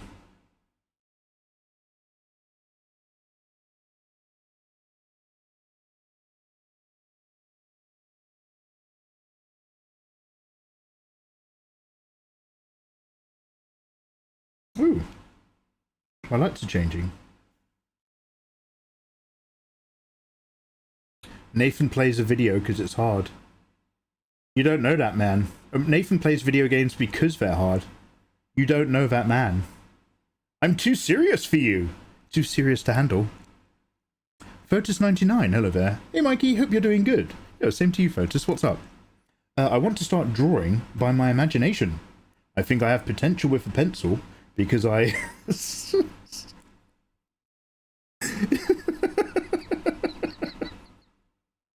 Is that code for you're a grower, not a shower? Is that bedroom talk? No. Trust me, babe. I've got potential with the pencil. You just got to believe in me. I do good drawings based on Pinterest art. Oh, just be careful if you're finding genuine art on Pinterest or you're finding an endless torrent of AI. Actually, the AI is at getting better, and it's making better measured, proportioned artwork. But I lack creativity and the experience of drawing something that's in my head. Any tips, or do you have classes where I can improve on it? Thanks, and by the way, really cute drawing you got there. Fotis. Hey, Fotis, what you're saying as an essence is super, super common. So if I kind of like read around your statement a bit, you have developed a relatively good hand and a relatively good eye. If something artwork-wise is put in front of you, you're getting quite good at looking and recognizing all the minor nuances and details that seem to make that art pop, and you're able to recreate it. But if you're sitting in front of a blank canvas and you try drawing something, you're just like, wow, I got nothing. And you end up drawing really flat kind of character stuff, as an example. That's super common. Don't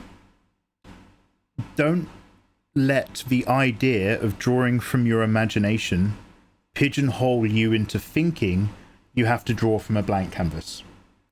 Drawing from your imagination can still be a process where you are processing things you're seeing, but reinterpreting them into something for you.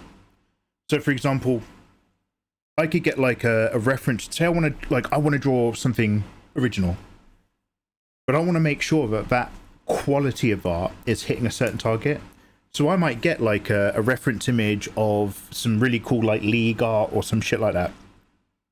Then a reference image of like some beautiful earthenware, some glazes and pottery and kettles, stuff with all the textures and things that I might want to play with. Then I might just find some real images of real people doing interesting poses. Have these references that force your brain to remember, oh, I want to meet this quality of standard of finish. I want to meet this expressiveness of pose. I want to get interesting with the textures. I want to do something. I want to get creative with it. Don't shy away from live feeding things in, but you're starting to get your brain to get funky with it. So yeah, if you've developed a skill where you can see good stuff and work it, now see good stuff and adapt it. And then eventually you'll be using less and less references because you get really experienced of what you're looking at, and you just start chucking out wacky idea shit all the time. Opal the Viper, would I be fine to send my question? It got pushed up. Opal, 110%. I love you guys, but sometimes if I stare at the canvas or I start rambling, I miss what you're saying. There is no shade round here in reposting. It's not like a faux pas. Opal, take the hint. Move on. No, I'm kidding. You know, I don't believe it. I was just waiting for Mikey to say it. Wait, one sec. Nathan's so bad at video games, he gets killed during a Let's Play. Has Nathan died in one of his Let's Plays? Okay. Chameleoness says, Mikey, please read the question that you've been getting since earlier. Okay, so that's why my lights were changing. I was focusing on Fotis's question, but I've also missed another one. Is that Opal's question? Do I have to scroll up, or can I just reread Opal? Also, Opal, thank you for your patience. Excuse me, Mr. Mikey. Hello, Mr. Opal. How you doing, man? Welcome on in.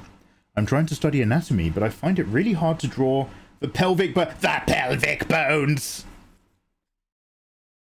If there's one thing I hate in life, it's pelvis. Pelvis doesn't love you. Pelvis isn't your friend. Pelvic bones?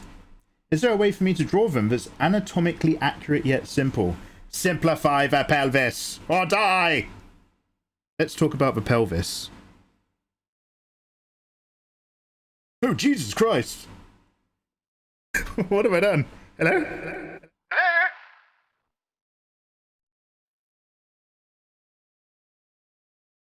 I just wanted to pause it. How have I made it full screen?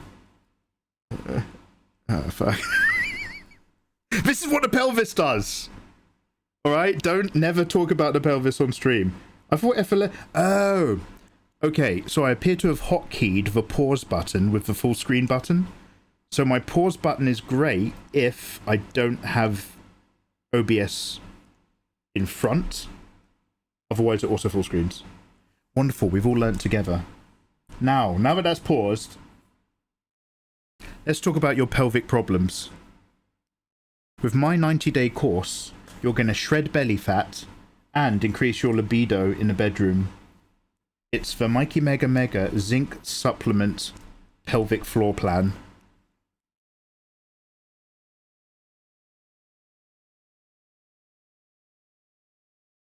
Simple but anatomically correct. Enough about my Tinder bio.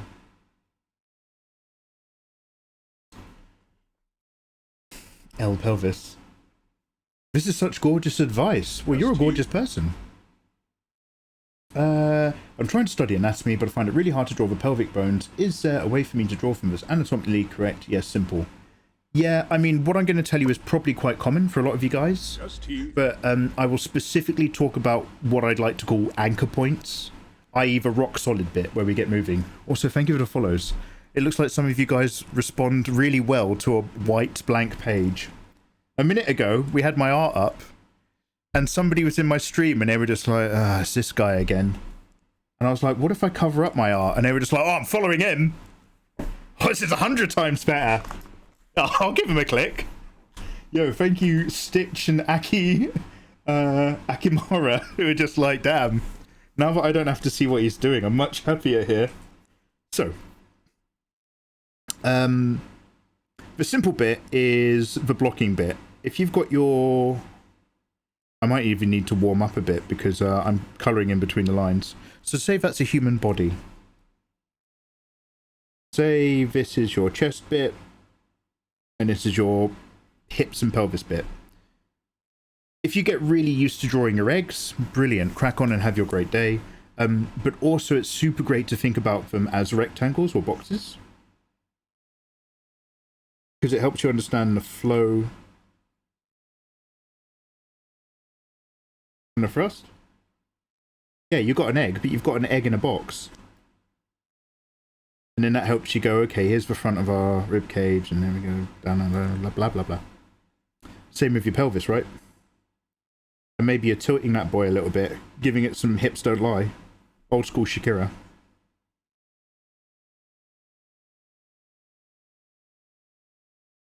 So, you thought you'd be happy with just a box, and now you've realised your pelvis still sucks. Again, really common stuff is you go into that box, and on the front of the box, you draw your big U, leaving space on either side. And then, if you're drawing a guy, you can kind of like just add 2 lines like that. If you're drawing a girl, you might want to actually come in a bit and then sweep out. But basically, there's your abdominal wall. Mikey, how's this a pelvis tutorial? Well, look, everything's connected. But let's start up here and we'll go down. So then you've got like your abdomen vibe.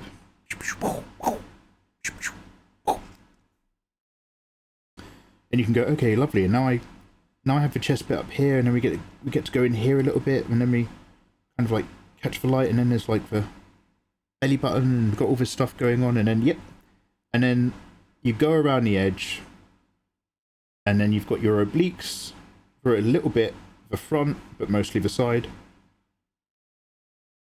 And these obliques are sitting right here. They're sitting on top of this edge.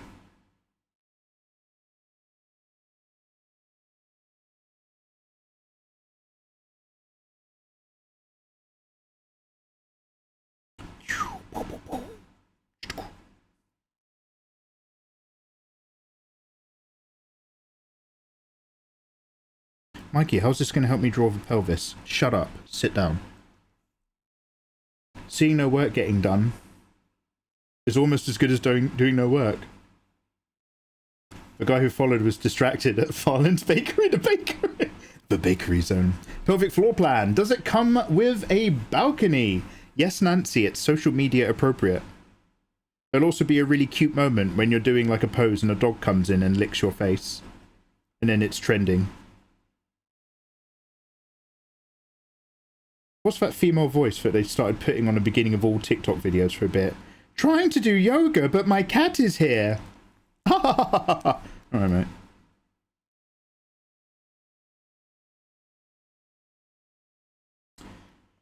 So, the top part is this part. When you've got that box,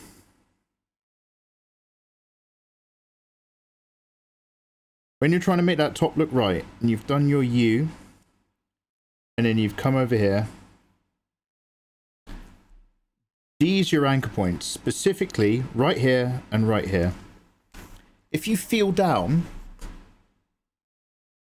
go where your belly button is. Don't worry, this isn't going to get weird. Go where your belly button is. Take your hands out to the side, drop down barely a touch, and you're going to feel the hard bones of the front of your pelvis right here and right here. This is an anchor point because these bits are going to be here regardless of where you move your pelvis. This is part of the structure. These two things never get closer together, they never get further apart. They're rock solid.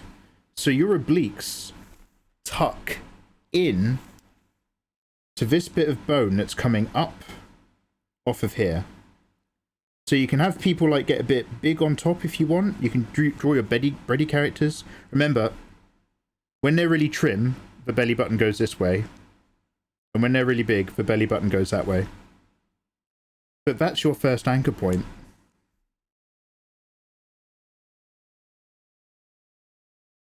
when you're kind of worrying about, oh, okay, Mikey, what happens below that, okay? Get off your high horse. Go down to Ground Town. I'd love to. Thanks for the invite. This box, when you're worrying about the bottom half, is actually, okay, let's start to tip that in. Let's bring that shape in a bit from the top side. And although you're not going to see this structure, this is concrete structure. Hello there. This doesn't shift, this doesn't change. As long as you've got that box, whatever happens in that box is always going to be the same. Then you're going to draw on top of it if you work through structure. And let's tuck it in this way as well, as in, we're going to let that kind of curve in a little bit more. Then, out here and out here, we've got our legs. Let's calm that down a little bit, Mikey. Out here and out here, we've got our legs. What I like to do is, in order to make things fit right around here, are basically two things again. Although this is not a strict anchor point, I work out what's relatively solid, and then I curve in all the gaps. So if I know that I've got two relatively consistent shapes, yes, the meat of your leg deforms, depending on what you're doing. But if I say, look, man, top of them thick thighs, we're just going to call them cylinders and we're going to be happy. All right, great. And then you've got the rest of your character going up here already. What do I do to bring it together? Super randomly, I imagine...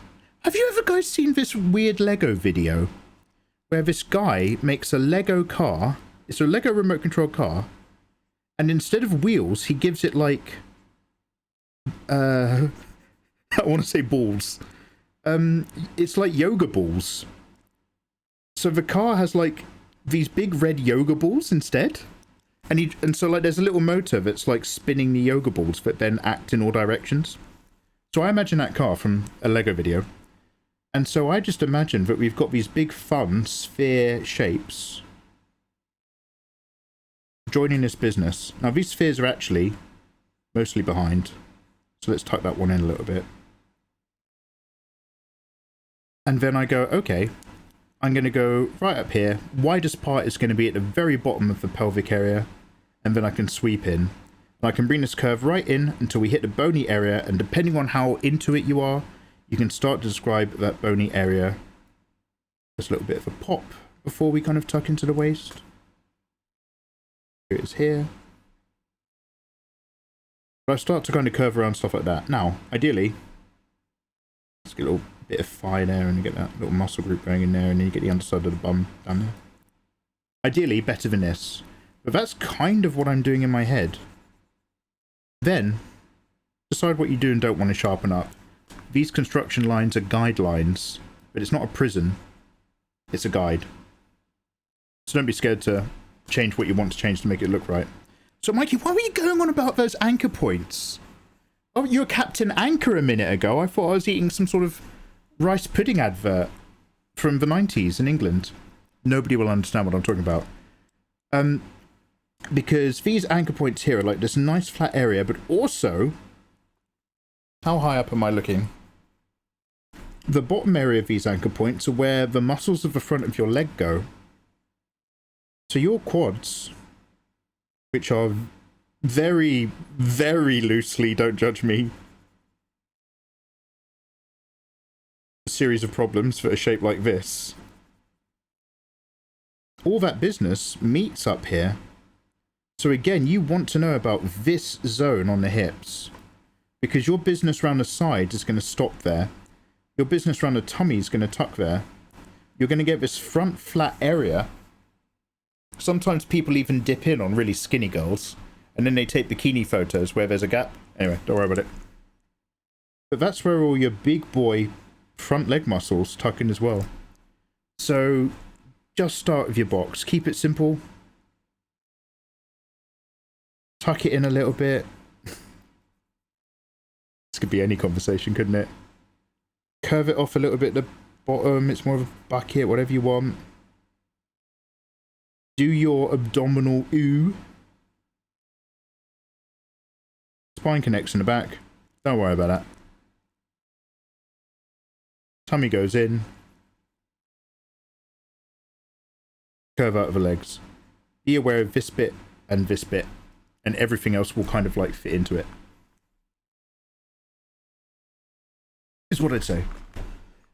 Thanks for reminding me to look at some of Mr. Mikey's tutorials sometime. Oh yeah, I have free drawing tutorials on YouTube covering these topics. Schoffer, I'm so sorry. Schoffer's white European, but he's actually very woke.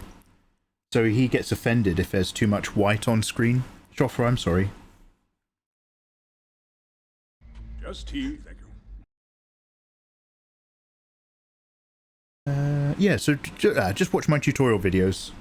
But bear in mind, they're just videos aimed at encouraging beginners to get in on the basics.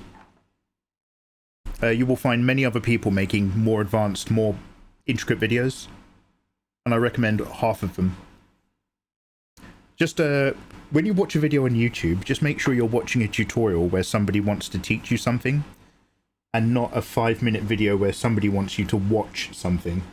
There's a difference between art tutorials and art content. One of them will help you. Silly question, but how much is too much pelvis tilt? You have to work that out for yourself. The answer to that is either going to be whatever is anatomically correct, or the answer to that question for you is going to be whatever looks good. And you might be an illustrator whose style floats in between that zone. I'm like that with lighting. I try to get my lighting around about 85% correct. Here's an example. We're doing it right now.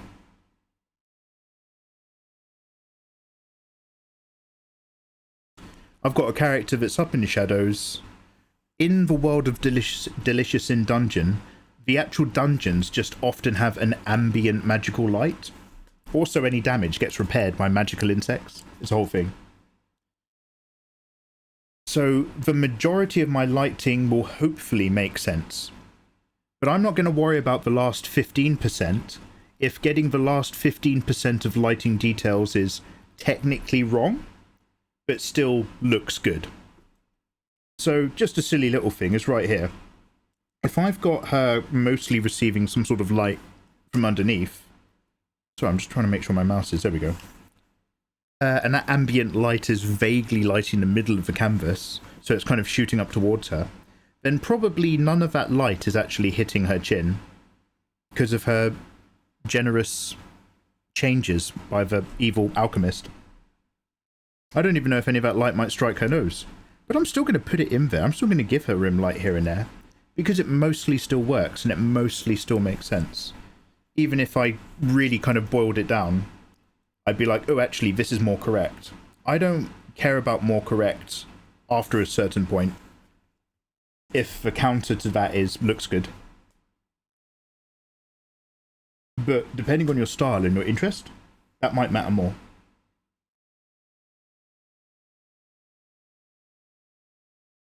So tilt that bitch until it starts to look weird. Good evening, baby. All right, sweetheart. Schoffer, did you see Kleiner's fan club? Did you see Kleiner's cosplay the other day?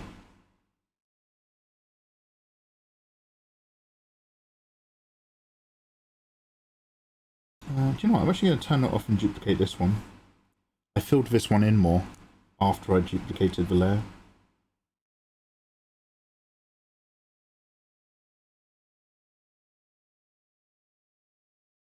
Yeah, there we go.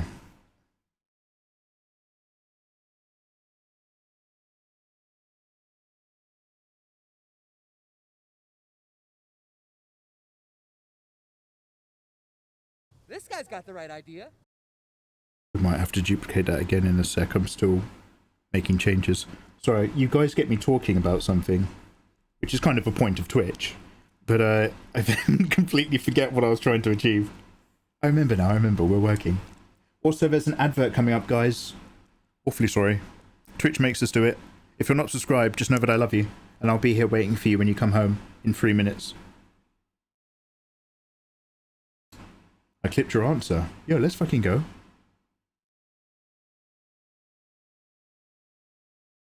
Yo, Pyong Gomu Gomu, welcome on in, Pyong. What's good, dude?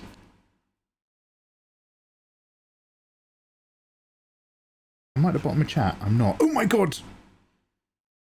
Damn, I just can't manage anything, can I? You stun locked me IRL. Sorry, dude. This art's got me ravenous! I'm still struggling with chubby anime women. Well, they are a handful. No one wants to really do an in-depth tutorial on it, and I think it's because of their fear of backlash. I think half of the illustrators online who have had to deal with being online on social media probably are over most of their backlash concerns. But yeah, you might just get people who aren't like really digging in. I've got an old tutorial about drawing curvy ladies. And we kind of got back into it when we were drawing Bredy from Nikkei. But there's plenty more I could do for sure. Of course I did. I was also in Prague. I met her. Oh, damn. Again, obviously. Nice one, man. I'm kind of like the president of Kleiner's fan club. You kind of are, dude. Yeah, her look was great, though. Photos, yes. So this is a mix of various video game lo-fi mixes. Or covers. Loving it. Oh, cheers, dude. Day's been good so far. New pins, new stickers, Japanese Pokemon booster packs. Oh, yeah! Oh, we have many Nikkei. Many Nikkei boxes to rip. Now, there was one last thing I just wanted to have a look and tickle with, which was just whether or not I had any interest in adjusting the shape of her face or moving her nose at all. So again, I'm just going to put that white layer on and just getting a look at this picture of Fallen.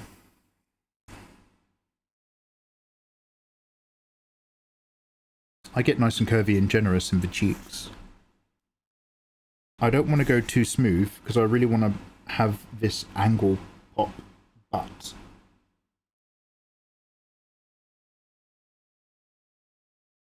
Sounds like a Dark Souls note. Have you tried angle pop butt? But I will give it a quick little look just to make sure on a new line up there.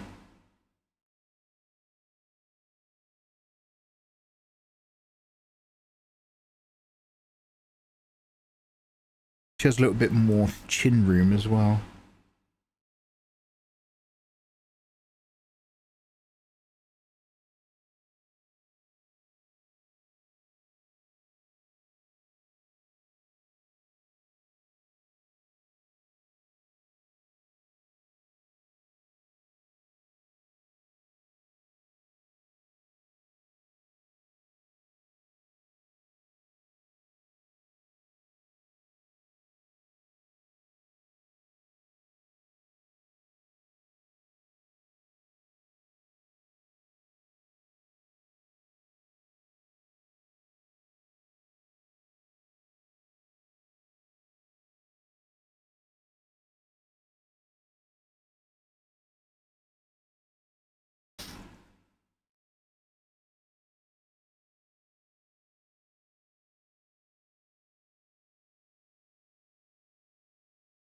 Just tea, thank you.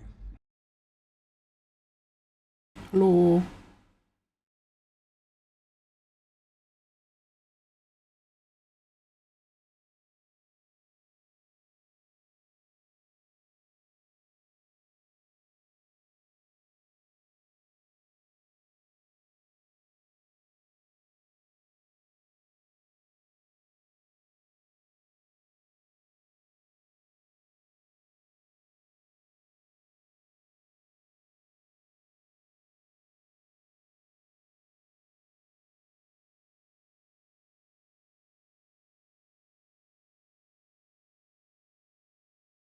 Is that shape a tiny bit more fallen-y? I might still let that chin go forward, but lo-fi is always welcome. It's actually been ages since I vibed with some lo-fi. Jofford, do you know what I always have in my brain when I think of you? Other than the incident where you ate my food. is back when you were like really vibing again with your 3D renderings and with your art. And I'm pretty sure it was you. You had this piece you did years and years ago. It was like I want to say it was like a character in this big green environment, and you had like this big kind of shaft of light, and it borderline felt like they're in like a big mossy fish tank or something. Does that ring any bells? I feel like I've not seen much of your art since then, much of your renderings. Do you do feedback on 3D animation as well? So I cannot give you industry standard feedback or accredited art teacher feedback. I can only give you my gut reaction as a person who has a career in drawing waifus. So that gut reaction might be useful. But that always has to come with a massive disclaimer. I'm not Cynics. If you want really fucking good feedback, you want to be talking to Cynics. He is incredible, and he really knows his shit.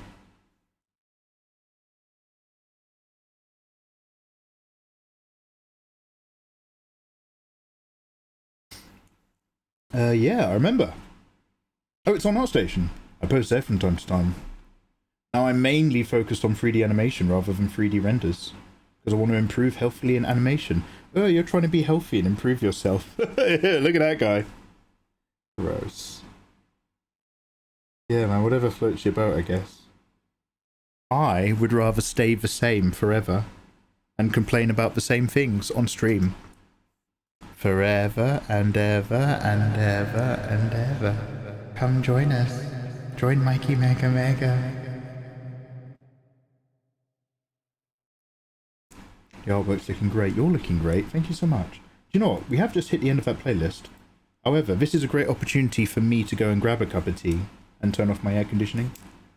So should we have a tea break? Mikey, why didn't you have one 5 minutes ago when those adverts played? I forgot.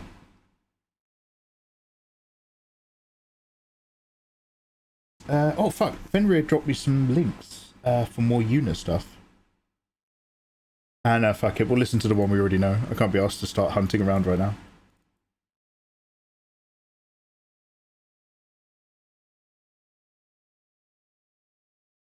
You got Yorkshire Gold. Oh, let me know what you think in comparison.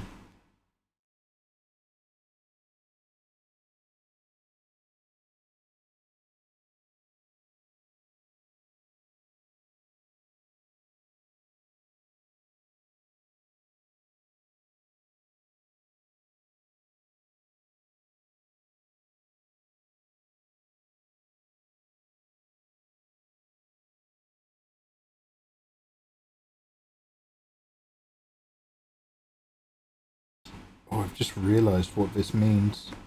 I've got to cut out some other stuff from the background layer.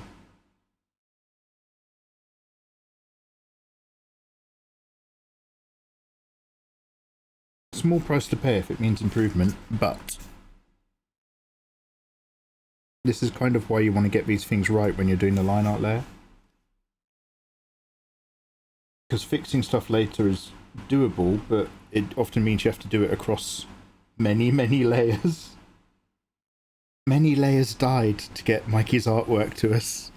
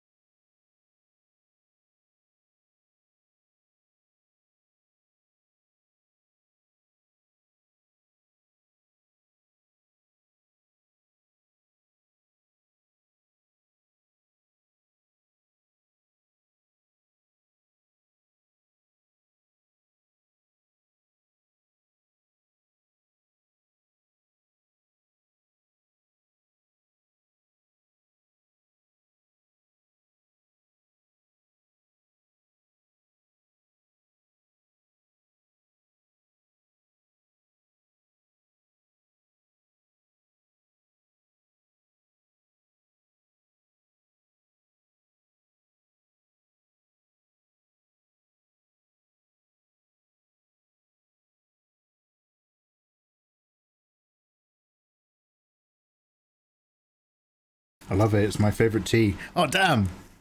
Nice one. I love mixing it up. Part of what makes me value Yorkshire Gold is taking a break from Yorkshire tea to have it. If I had to only pick one, it would be Yorkshire tea, like hands down.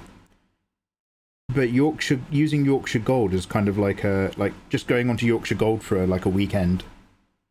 It's such like a wonderful like mix because it's just a slightly more refined, rich flavor. But it loses some of the pow.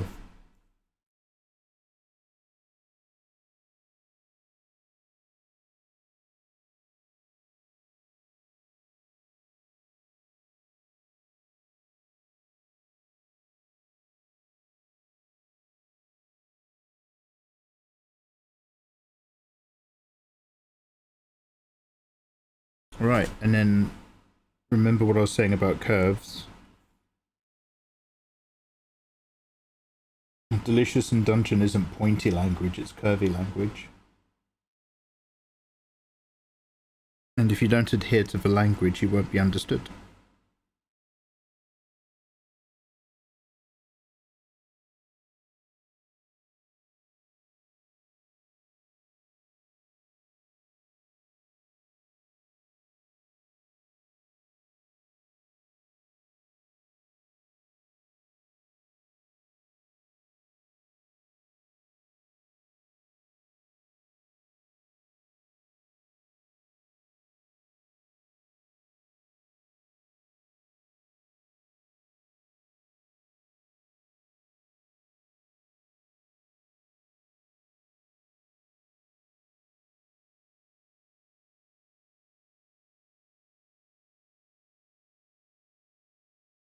So, barely noticeable difference whatsoever.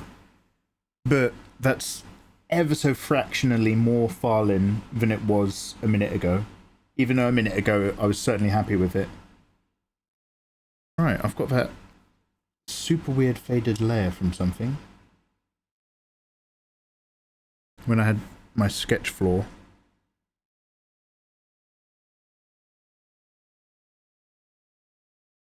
There you go.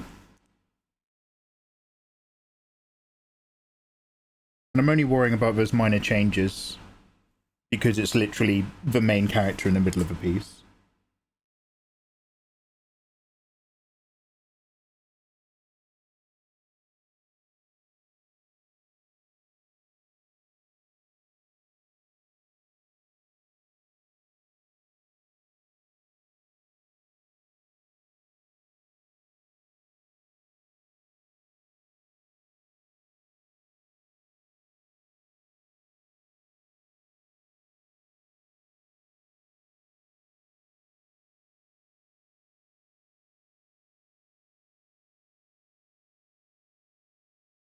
Juno, hey you gorgeous thing. What a wonderful delight of seeing a Juno alert in my notifications and it actually taking me to a Juno post instead of giving me a blank Twitter page. I was like, holy shit. There she is.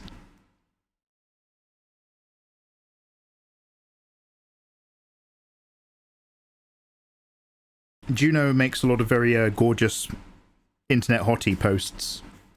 But I'm not verified on Twitter anymore. Well, not on my second account anyway, which I tend to use more. My main account's just for art. So it means I don't get to see them.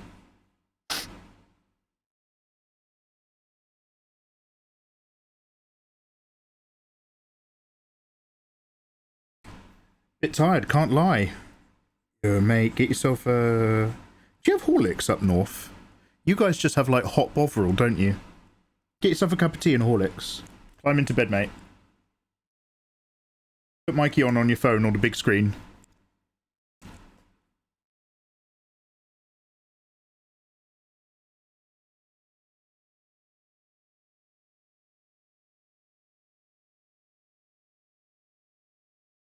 Just posted a body update today, and it bonked my post.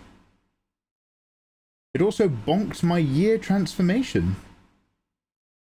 Oh no, so you did that, and then that got sensitive mediaed, and then it made like the AI look at more of your feed, and it started sensitive mediating other stuff. That is actually something I wanted to experiment with, and we're going to do that right now because I'm going to go on a really quick break. I'm going to drag up an old piece of art, and I'm going to make one single adjustment to that piece of art and repost it on Twitter to see whether or not it gets blocked due to new UK laws. So guys, we are still working on this tonight, don't worry. But we're going to quickly look at another hottie I drew ages ago. And we're going to do that in about 2 minutes. Guys, I'm going to go and get a wonderful cup of tea. This is an excellent opportunity for you guys to get up and have a stretch and roll your neck and think about your lives and your loves and your past and everything like that, and text your mum. And I'm going to be back with my aircon off, my mug full, and my mind empty. I'm going to hit you guys with an ad break right now because I forgot to leave when the ad break played. So I'm going to do it now so that we have a bigger window of time where nobody gets adverts. Remember, Twitch makes us do this. We used to be able to turn off adverts completely, but greedy Twitch wants their money and they took away that ability. I need to verify my age. I just want to be able to see porn on Twitter, man. So this is like, now, like, we've gone over this a million times, so I'm not going to make that the theme of the conversation tonight. But it's mostly about recording your identity onto a British government database because they want to be more like China, except you can't trust them because they famously lost people's medical records on the roadside that got printed out and just left for people to pick up, as well as having lost over 16,000 medical records because the government was using Microsoft Excel to fill out your data. It's not really a government I can trust with my face alongside my identity and FAP history. And yes, they are using AI to scan your face to then scan Facebook and other social medias to directly identify you against your voting ID. It is China. That being said, children are a lot safer. And if I go on Twitter on my main account, it's all horny artwork and gorgeous ladies, essentially wonderful reference material. If I go on Twitter on my unverified account, I actually stop doom scrolling. Because on my unverified account, you realize that there is nothing of value on Twitter. There's just arguments and those absolute content farm shit show videos. Like, if you have an egg and 1 tablespoon of butter, you'll never leave your house again with this recipe. And you're just watching someone do incomprehensible garbage, putting ice cubes into a blender and throwing it into a bin, and you're just like, what's going on? And you're just like, oh, nothing is going on. That's the whole point. It's just here to make you watch it. So I actually like using my unverified account now because I go in, I do what I need to do, look at what I need to look at, and then because it's so shit, I leave Twitter, whereas normally I stay there for 20 minutes. Anyway, I've just got to post my face more, I guess. Well, you kind of got a really fucking gorgeous face, mate. I don't know what to tell you. I feel like I've been really clear about that. Yeah, let's all go get a cup of tea. You'll never leave the house again. Fenrir, just let me cook for you. You'll never leave the bathroom again. I'm past that now. I'm a much safer cook than I used to be. Alright guys, ad break, tea break. See you shortly. Thanks for being here. I love you so much. You mean the world to me.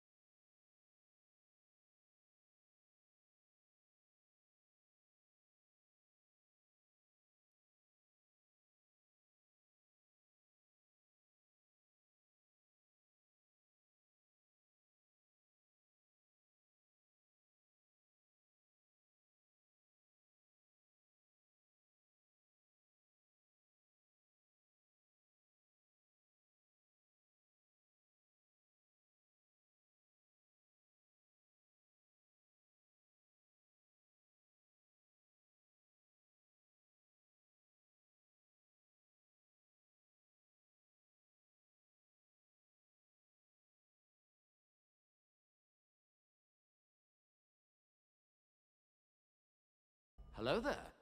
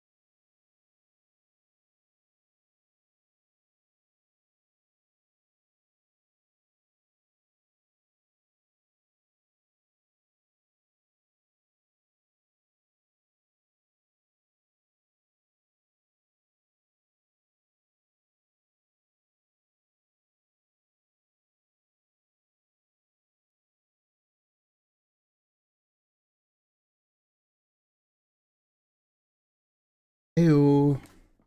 Yo, thanks for holding, guys. So, anyway, all of that is basically... I'm going to put my socks on. Basically, my very long way of getting around to saying... My streaming PC is old but well loved. Having paid my tax, I do not have money for a new computer. But I could squeeze out a budget for a new graphics card. Hey, Bezos! I know Lindley. How you doing, man? Everything's going so well, I'm actually getting suspicious. I know that feeling. Bill, thank you for the bitties. I've been in a depressive slump. I'm trying to get myself angry in prep for the gym. Good for you, Kite, so I hope you feel much better out the other end. You're gorgeous. No, you're gorgeous. I've got pre-workout. I'm stimmed. Yeah, so what I'm getting at is that... Now, this may or may not be the cause of the issue, but when OBS was older, it was bottlenecking my CPU for no reason. And every time I tried to troubleshoot, it was just every live stream saying, oh, your CPU shouldn't be throttled like that. I was like, yes, I know. Thank you. Wonderful. So, since some OBS updates, now it's gone back to behaving the way it used to behave back when we played games like Dead Space Remake, in that it's my graphics card maxing out. So I can't multi-stream right now because I don't think my graphics card can handle it whilst also recording HD. Looking online, I have an old 2080 graphics card in here, in my streaming PC, and a modern 5060 graphics card costs a similar price range to a 4060. I've got a 4060 Ti in my gaming PC. A 5060 is actually very similarly priced, but it's obviously very internally different, the latest generation. And they should have all been cheap, but obviously Bitcoin miners fucked it for everyone with COVID. But a 5060 uses as much or less power than my 2080. It's actually really efficient. So sticking a 5060 into my computer, as long as I have the power connection pins and the right shaped card slot to stick it into, I'm just going to do that. Just get 5070 even. You're talking about $100 difference. You have the right shape slot. Oh, thank you, Fenrir. I needed to hear that. So, I mean, you're saying it's $100 difference. I'm saying, Fenrir, that I'm being careful with my weekly shopping right now. So, by the way, this is I promise, this is my very last tin of peaches. I'm not still buying peaches. For those of you who are regulars, I'm not still buying them. This just happens to be my very last tin. So I was at first aiming for a $300 bucks budget. Sorry, £300. You can basically buy me like a 4080. Then I noticed that basically if I nudge that £300 to 350, I can buy like a 50 card. However, and so this is why I want to ask you guys on the internet really quickly. My needs are that I want to be able to stream to multiple platforms and still record in HD. And currently, I can't record in HD and also play a video game that has a lot of graphics data. So if there's like a flat image video game, we're fine. If some magical cutscene kicks in, loads of explosions happen, we're not fine. So, am I right in thinking just sell the 2080? I might, dude. I'm going to be honest. I've still got a spare Elgato card as well. So I'm probably going to pop that on eBay. So what I'm getting at is that a 50 range card is actually very similarly priced, except I think what I need is lots of gigabytes on it. I could buy an 8 gigabyte 5060 and afford it right now. Or I could like sell some stuff and get a 12 gigabyte 5060. And I noticed that the cards are cheap until you start looking at the gigabytes on there. I don't know if that's internal graphics card RAM that we're talking about, but I think that's the wiggle room I need for high-end video processing. Your real worry is the power draw. So I still need to check the connectors. However, from what I can tell so far, dude, the power draw is barely any more than a 2080. I need to double check the actual wattage of my PC power input. But the 5060 cards are just like, we recommend 600 watt power packs in your computer. It's like, I think I have that as a bare minimum for my 2080. This guy's got the right idea. Hey, yo, thank you very much for the follow. So those 50 cards are wonderful and affordable, but those 50 cards with the VRAM I need it to have in order to actually address the problem I hope I'm having. Again, this is an experiment. They're stingy with VRAM. Is that what? Because that's where the expensive starts to happen. So we start going from $350 and all of a sudden we're at 450 in a blink of an eye. So I'm still up for doing it. Like, I can just about afford that if I sell some bits. But I'm way into... The reason why I'm open to it is because, like, at worst, we're just exactly where we were, i.e., I'm going to need to buy a new computer probably closer to Christmas. But if I try the graphics card part and spend my money on a good graphics card, even if it doesn't solve the problem in here, which I'm kind of hoping it actually will, at worst, it just means I've got the good graphics card for when I buy the rest of the computer. Could somebody tell me if that sounds like a smart idea, or I literally have no ideas about computers and it shows? That's part of the reason I went AMD. I'm happy with my 9070 XT so far, 16 gig. Fuck! I've got a 4070, it does me well. Yeah, I mean, I'm not even messing with my gaming PC. My 4070 is wonderful. It's probably worth a try. Yeah. Yeah, this just happens to randomly be a really bad year to need to spend money. It will literally even out next year once my tax payments catch up. Because basically you pay tax a year ahead or the year you're in. And it's based on what they think you're probably going to make.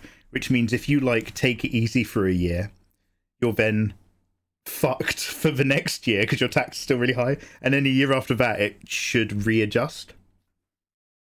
But I just happen to have hit the point where I'm like, okay, we need a fucking new computer in the wrong year.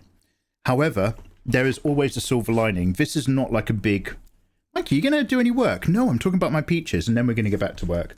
This isn't like a massive big Mikey problem, because half of the things I want to do anyway are completely doable, because half of the things I want to do are watching videos with you guys and doing reactions and playing PlayStation 1 games, all of which can be recorded on my current graphic card. I just can't dual stream it. It's only when we play like a really cool game that looks amazing that it's like, oh mate. Oh mate. Nancy, don't judge me. I've not been buying more peaches. This is the last of the old batch of peaches I bought. So this is my last day of syrup. How are you?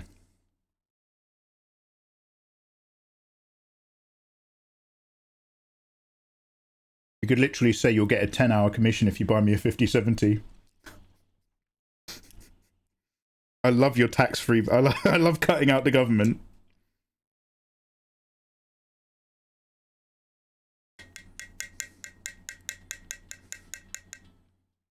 Peaches hype. I don't judge things. Yeah, you got a wonderful energy to you.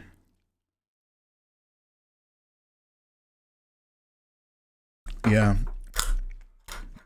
I am pro barter, except... Oh my god! Oh no, I pushed the lid too in! Ah. I'm glad I gave it a wipe down, but I've just turned my lid into a sunken island within the tin. It looks like I'm trying to make it a safe environment for terrapins, so they can crawl out of water. I kind of fucked up.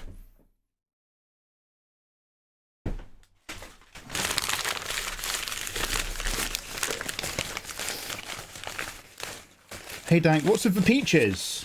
I bought a load of peaches because we talked about peaches and I was like, man, I haven't had peaches in ages. So then I bought loads of peaches before Eva reminded me that all of that juice is in fact not natural peach juice, but its own sugar-rich syrup. So I bought those peaches and it fucked me up. Don't worry about it. Did you get the letter? One sec, let me just go through. I don't really read my mail. I try not to encourage human contact. I'm just going to have a quick look.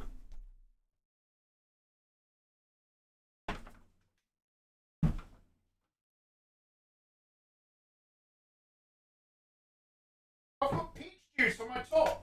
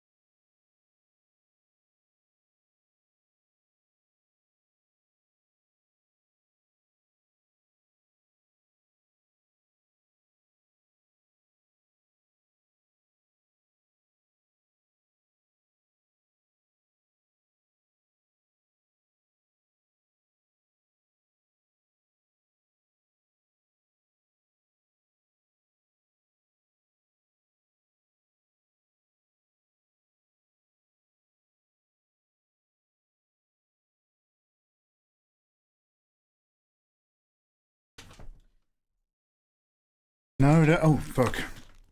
Nancy, I'm so sorry. I got nothing. Unless you've titled it UK Tax Office Final Warning. No joy. I'm sorry, Nancy.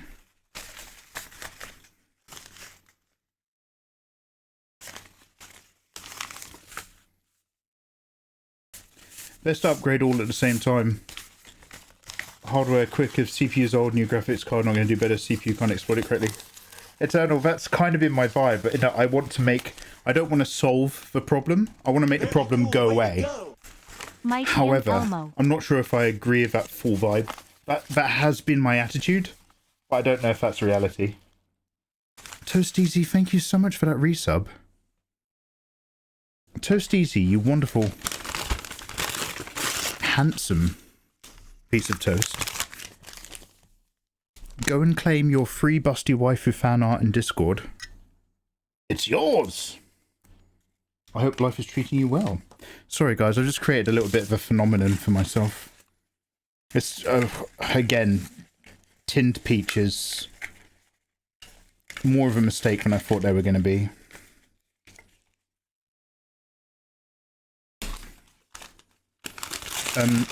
So what I've basically been doing is whenever I've had this particular problem, we've sat here on stream looking at the resource monitor in Task Manager. And since OBS has finally corrected whatever was making it really bloody weird, it's gone back to the way the problem used to be, which is... Because weirdly, on older OBS, it was actually throttling the CPU. Insane. Because everything was set to the GPU. Now that works again. So that when it is maxing out, it's maxing out the GPU, not the CPU. So that appears to be the physical item that is struggling under certain conditions. I'm not going to touch those peaches for a hot minute. I'm done with them, man.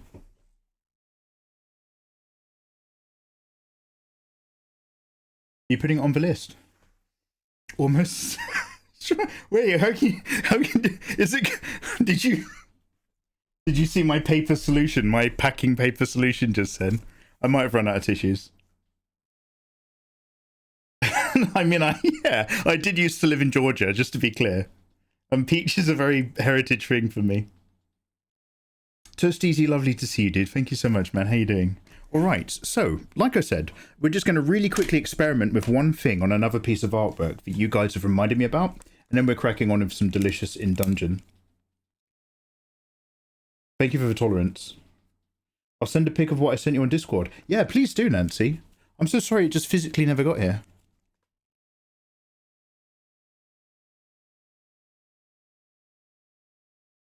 Tell me why the halfling is hitting the no weighing.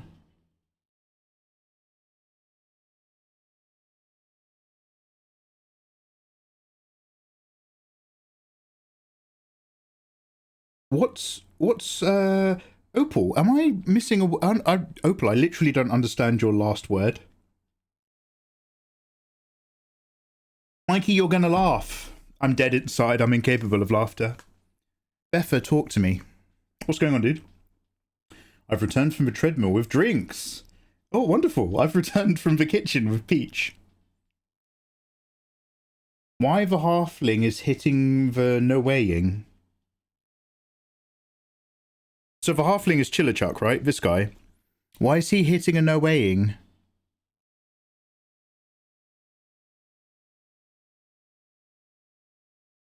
What? I see it too. What do you guys... Okay, guys, clue me in. Clue in your innocent internet friend Mikey. I posted a picture in that exact same outfit I was wearing in a video I posted earlier that got age blocked. And it's fine. Same pose, same fit. Just no video format. For fuck's sakes. Am I gonna see it? One sec. Let me go back onto my alt.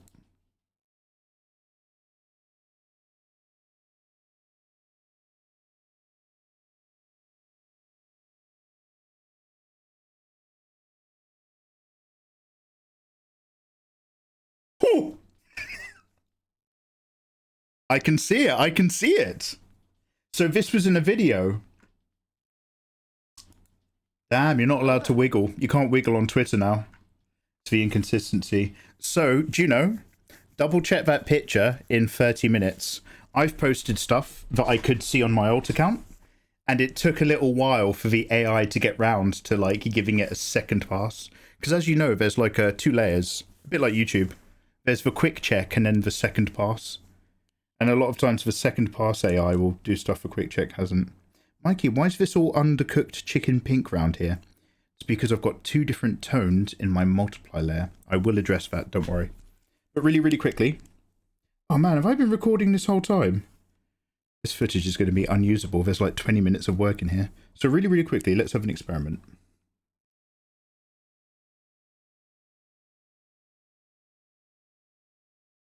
We're going to take our Stellar Blade image.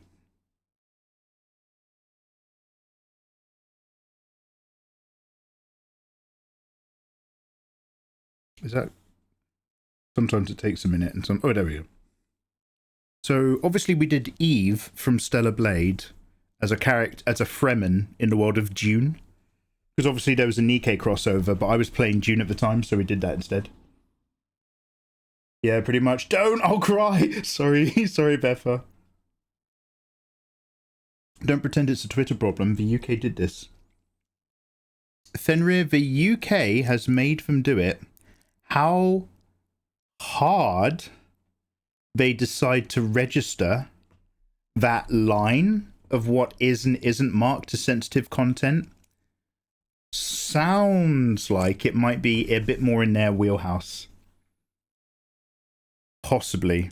The UK law is the one that's instigated it, but it's some of the platforms that are throwing their toys out of the pram. Possibly. I don't know what I'm talking about. You probably do.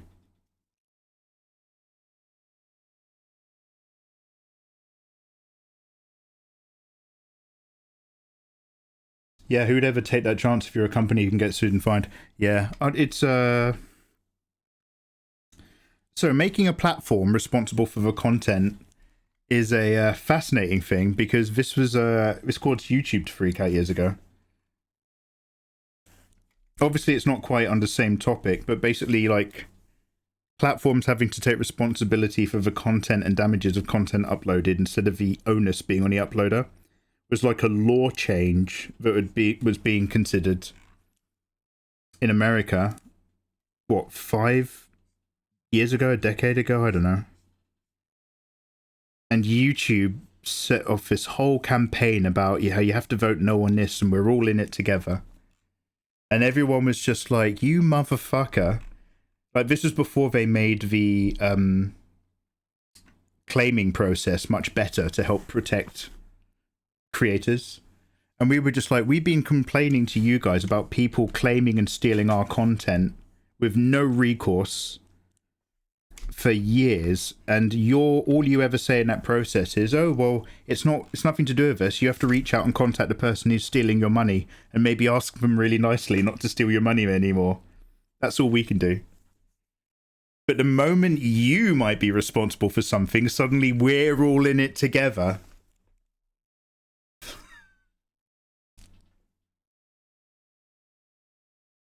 Show up and bring your big guns. Oh damn. Just let us know if you need to be liberated. Do you know what? I would have told you to fuck off back when we had a queen. Now that Lizzie's gone, Kiteser, forever in my heart, I'm just like, yeah, I wonder if Kiteser's onto something. What if we had a British constitution? Would that be insane? We were talking about the Magna Carta just the other day, or me and F-Dog.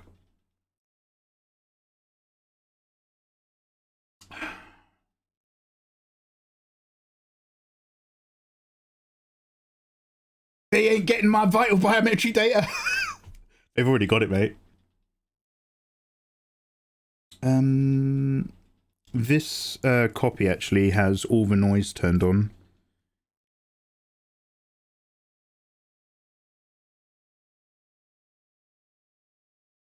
I'm just going to test it with a flat copy, which I hope is this one. It doesn't have to be the finished image. There we go. Wait, is that also noisy? Right, where's that color pick ability where you get it to pick from a 5x5 average?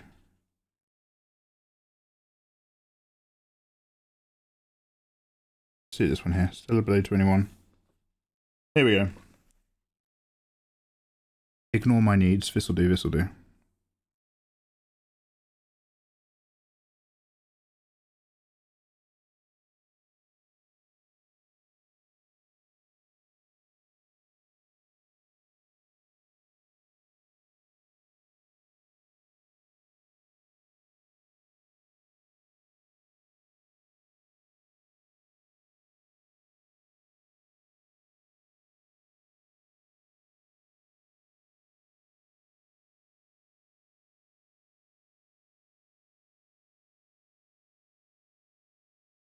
Apple have already got that shit from me. Can't open my phone about it.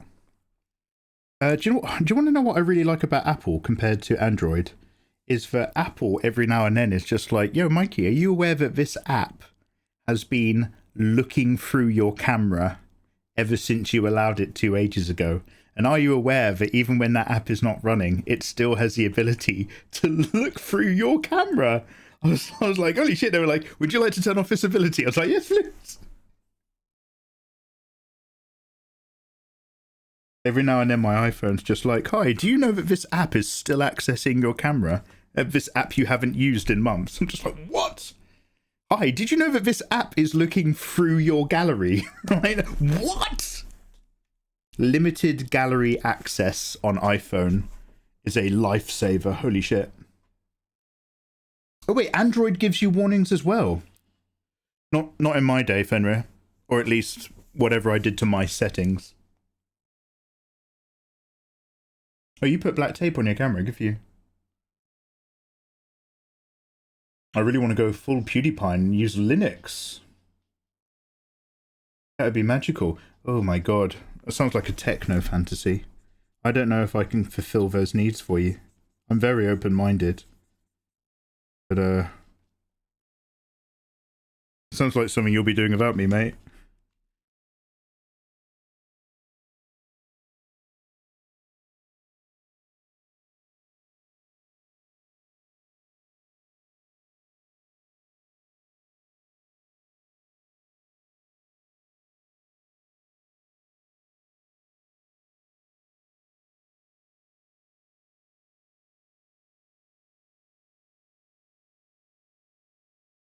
So, as you probably noticed, my experiment is this. This image is sensitive media on Twitter.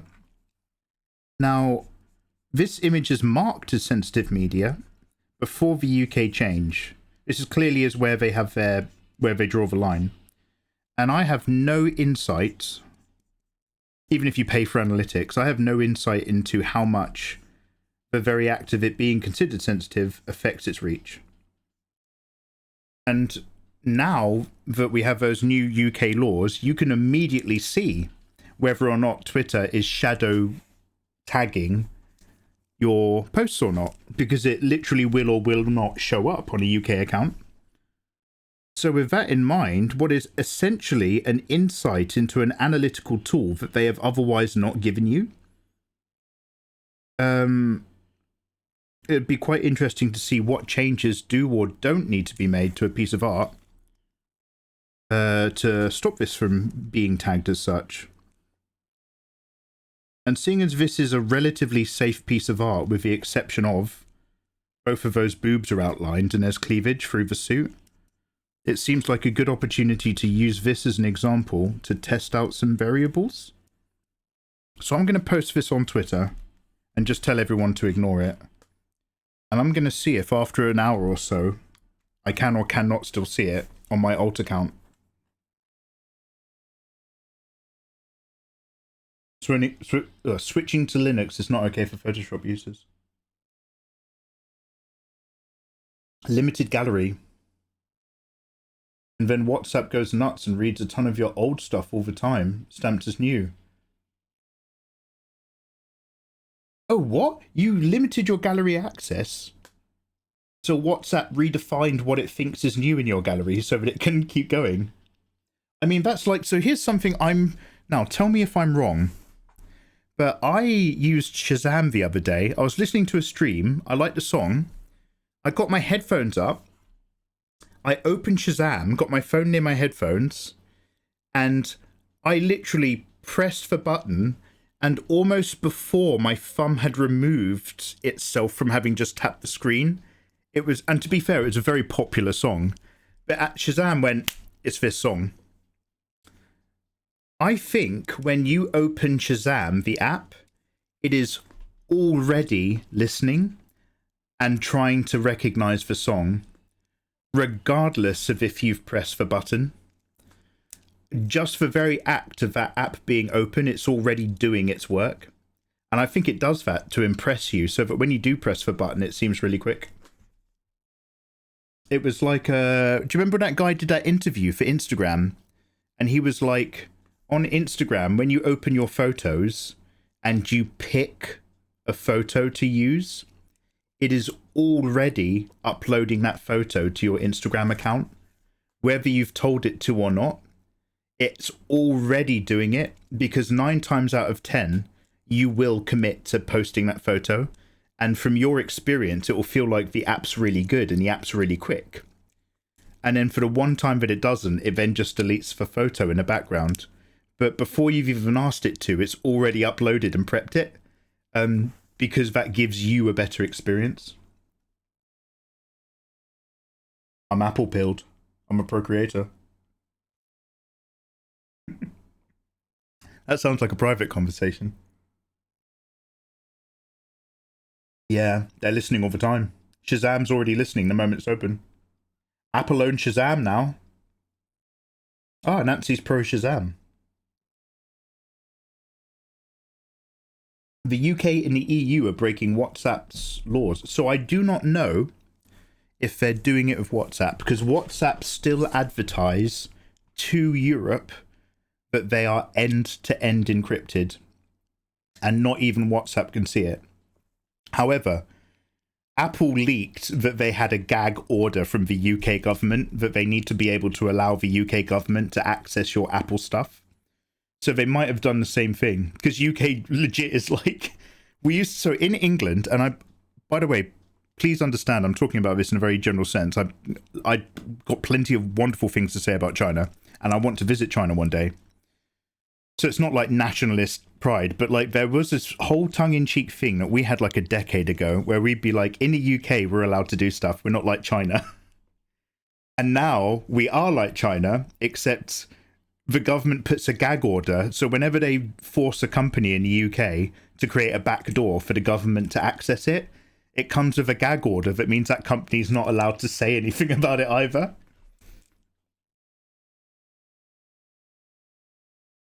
You wouldn't expect the EU to be dystopian, but it is. So it's kind of weird. But like that whole globalist utopian ideal was like a very 1960s, 1970s forward-thinking dream. And the more that we've become used to a progressive technology, but still singularly profit-driven capitalist model, I barely understand what I'm saying, by the way, so big pinch of salt. That kind of utopian ideal of you will own nothing and you will be happy has now become our idea of a dystopian corporate nightmare. And it's just like, shit, yeah, actually the futurism of Europe actually has been heading towards this all the time. And we used to laugh at other countries. And now we're just like, oh no. Oh no, it's got really bad.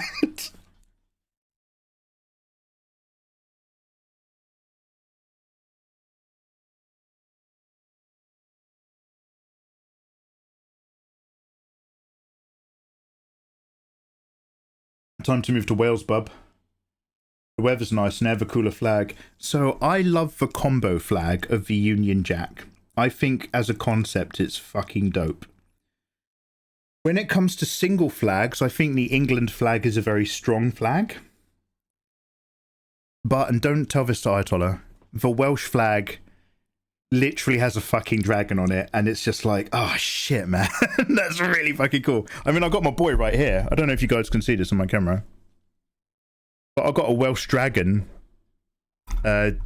always to hand whenever I stream on my microphone, because I had such a lovely time when I visited Wales. It's really nice over there. They got, like, England has shitloads of castles. Wales also has shitloads of castles. And in the summer, it's really fucking nice.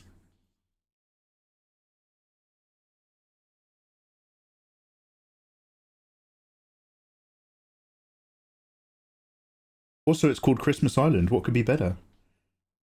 There's 500 people there. I can imagine it has a pretty cool community. Nancy, any community where the entire population is like 500 or less is a population that will end up dead in a decade. It's like whenever you see in science fiction those generational ships that fly off into space. And they're just like, no, it's fine. We've got everything we need to live and we're going to go off. And it's just like, you motherfuckers are going to go insane. Like, you're not going to make it. Human nature is not going to work out like the way you think it is. A zombie outbreak would suck there. Oh my god, has anybody watched 28 Years Later yet? No spoilers. I really enjoyed that film. And no spoilers to the plot, but it is literally a medieval tale. It is it's like a medieval quest kind of story, with all of the kind of feeling and horror of an A24 kind of medieval story. Like, is it The Green Man, The Green Knight?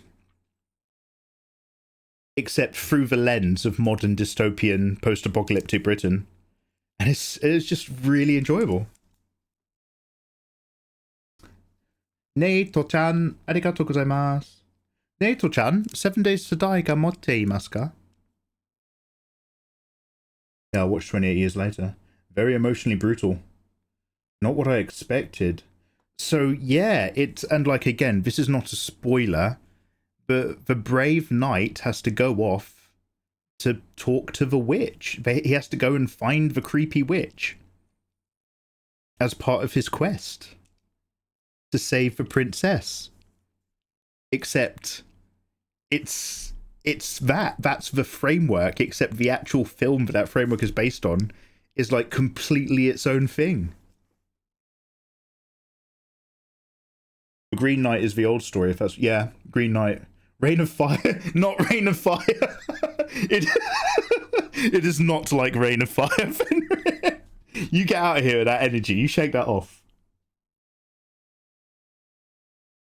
You don't know, do you? There's all these dragons. That's Britain, innit? All right, mate.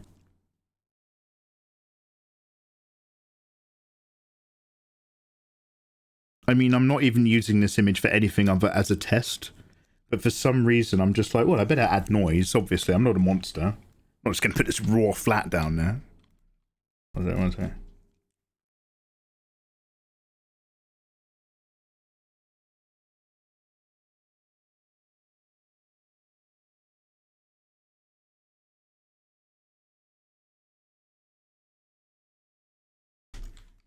So, exact same image. Just removed the cleavage line. Will that get blocked as sensitive media? I'll find out in a moment.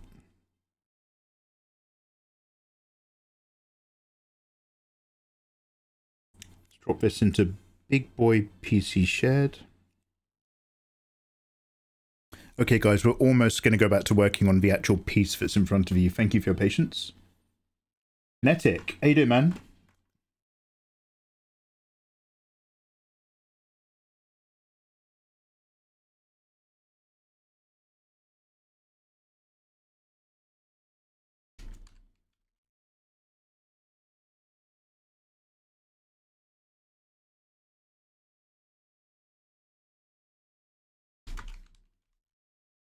Harmonious. Atom E stroke far distance. Adamaki. Oh, thank you very much, dude.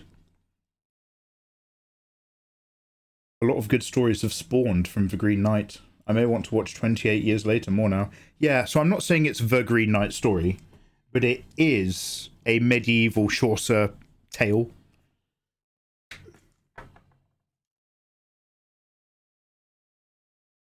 It's still got some weirdness. Especially at the very, very, very, very end, you're just like, oh shit. But overall, I was just like, I was riveted.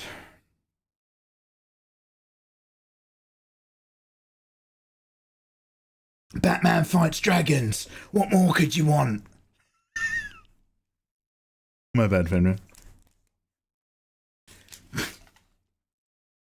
Right, where was I up to on this? Oh yeah, sorry, one sec, let me post to Twitter.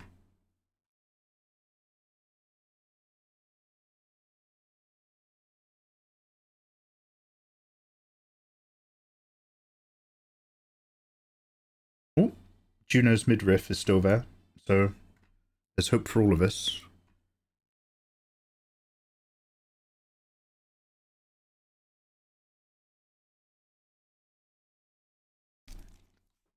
Testing something, please ignore.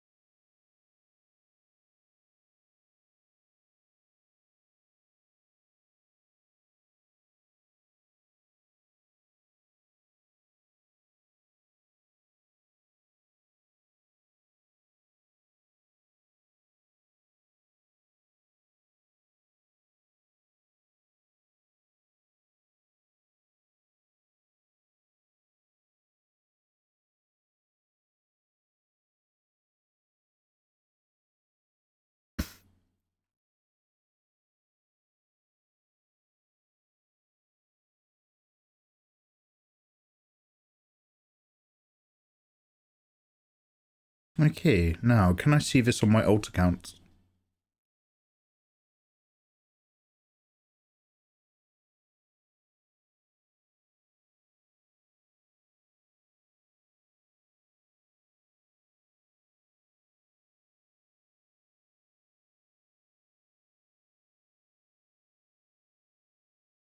Showing tummies will ruin the children.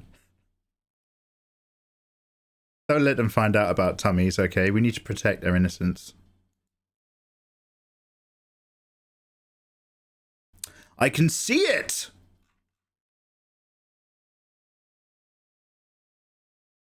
Okay, I mean, there may be other variables, other metrics that this shit is using, but it literally boiled down to whether or not there was a cleavage line. This exact same image is blocked, but in the other version of the image, despite it still being fully clothed, there are two definable boob shapes. I wonder if I could literally post something and literally just put like a coloured bar right down the middle to obfuscate the actual cleavage line. I wonder if it boils down to being as simple as that, to whether or not it becomes sensitive or not. Wild. If young people see Emma's abs, it may awaken things. Is that our favourite tummy on? Is that? I'm so glad it met your needs. Always puts a smile on my face when you remind me about it. I'm just like, oh yeah. It's kind of his vibe. Yeah, she's very lovely, isn't she? Now. I've never been aroused by someone's trapezius before. Big traps, big dreams. You have my appreciation, and now you have my attention. A freezer account! Okay, right. Okay, so that's kind of what's doing it right now. I will bear that in mind. I wonder if that, like, has any other difference. So, obviously what it does or doesn't do right now is block it to UK unverified accounts. But the fact that it's tagged with that already, I wonder if that helps block organically where they will show it to other people too, compared to this version. Excuse me. So I might just stick a little censor bar in some other stuff in the future for Twitter and just be like, yo, get it on Patreon or other platforms. Because I had more I was going to say, but I think I've forgotten. Anyway, El Experimento.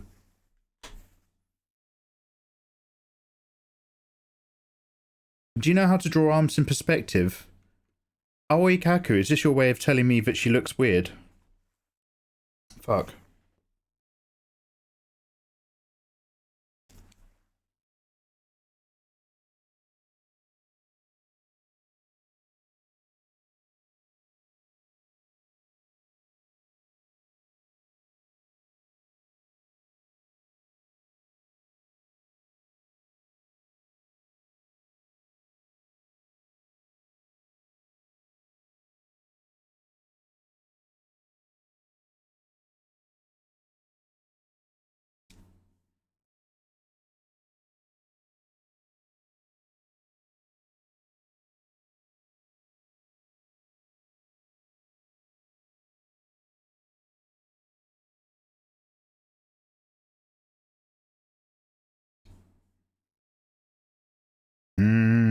Shit.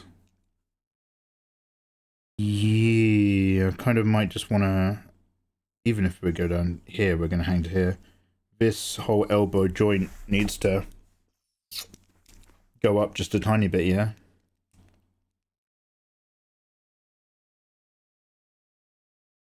Alright, we'll come back to that.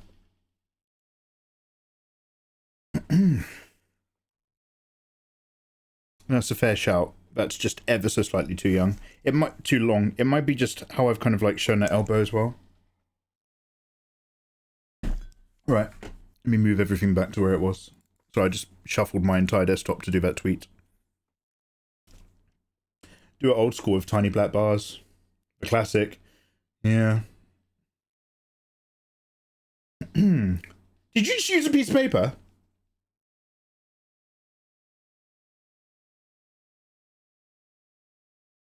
No. And I'm sticking to that answer. No, I'm asking because I don't. Oh, I see. Well, based on what I've just realised about my own work, I would say no. I don't. Tubes. Think about tubes joined by balls. Spheres and tubes, spheres and cylinders. Uf, mamacita, Camilleon, ¿qué tal? Do you think you'll ever start dual streaming on YouTube? The Mikey Mega Mega Live channel. Adamaki, I used to on and off. And I will again. I've got Atium now, so I now have a good enough internet setup. I got fiber to do multi-streaming. And I used to use Restream because Restream did the work, but didn't do it with the right amount of quality or the separate audio lines. So I got Atium. But the way Atium does it is your computer does multiple streams, and we're very close to doing that for art streams.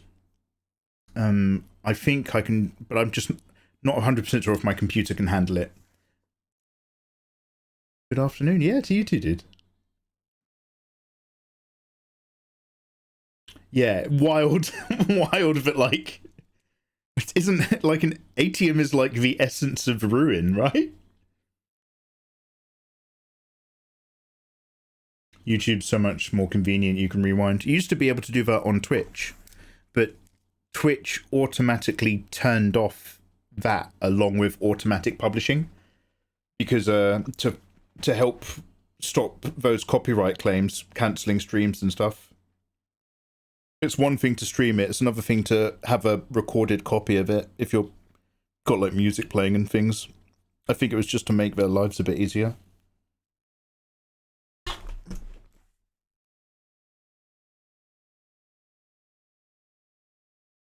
Yeah, so we're a little bit behind on me uploading the art VODs to YouTube, but I have been doing them on and off. And so once that's caught up, we can do one-to-one live dual streaming on art. Maybe some other things. But I'm just trying to slowly upgrade my business. And by my business, I just mean tech. To match what I want to do. Whilst also simultaneously trying not to stress about it too much. Otherwise, I give myself a headache. This is what I was talking about, by the way. Let's go back to this, start recording.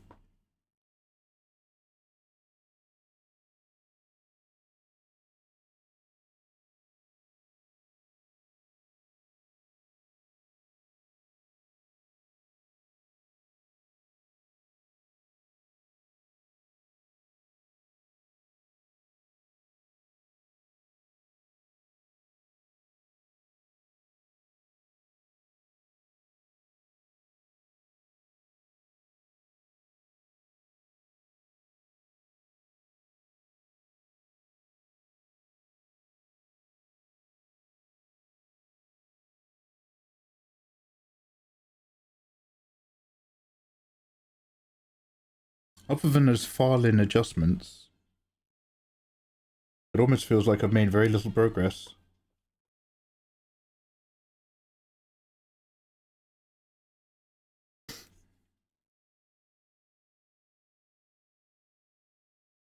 However, we've done a lot of behind the scenes, behind the layers stuff. Why is this layer... Oh, it's low opacity. There you go. I was like, why is that layer?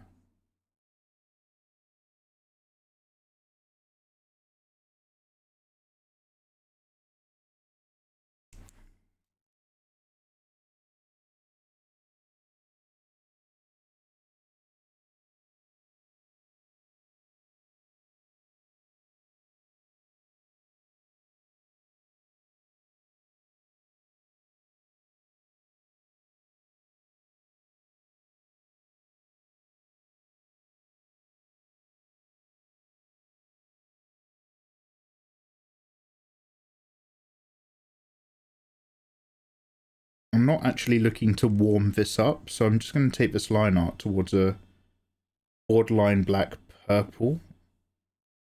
Maybe even mauve. Barely any difference at all.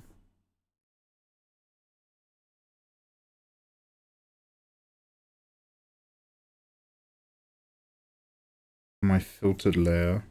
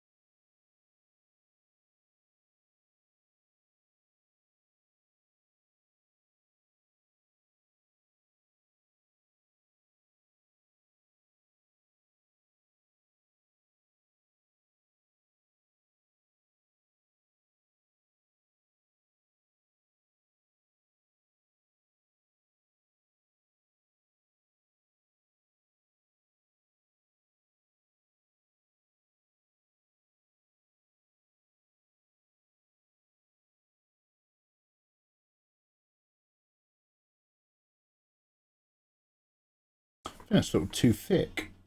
Let's go back.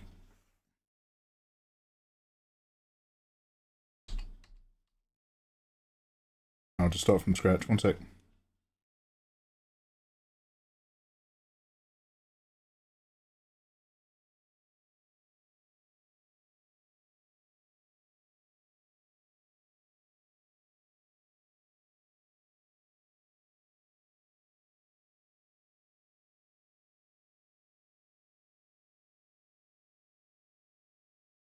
.7. I'm just going to bring that down to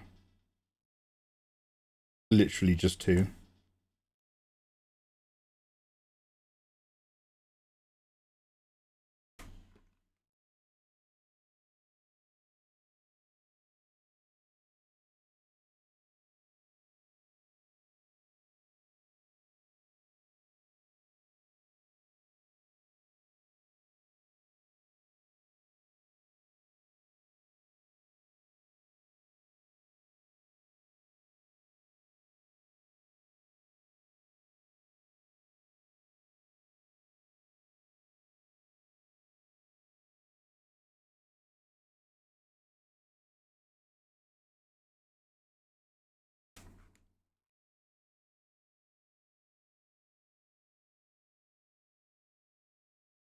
Feels a bit better.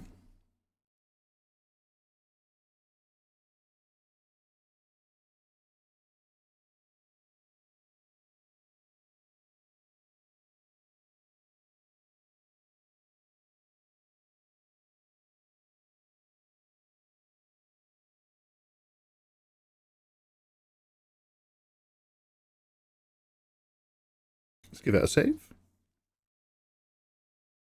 Podnex. Hello, dude. How you doing, man? Dude, thanks for waiting on me.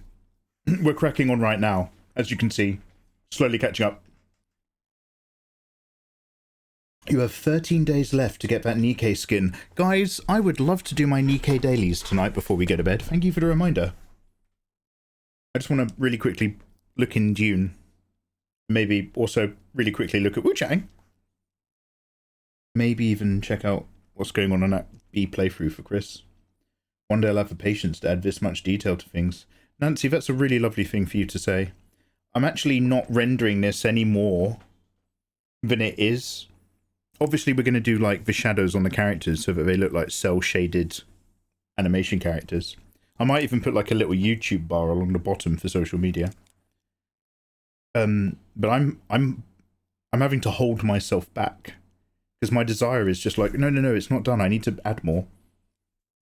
I mean, I might add some reds and pinks on the skin layer anyway, now that you've reminded me.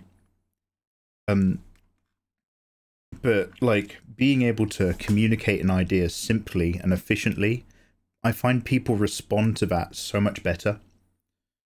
So I love what you do, Nancy. But the moment you start rendering in, you start bringing to that image your idea of what you think should look good.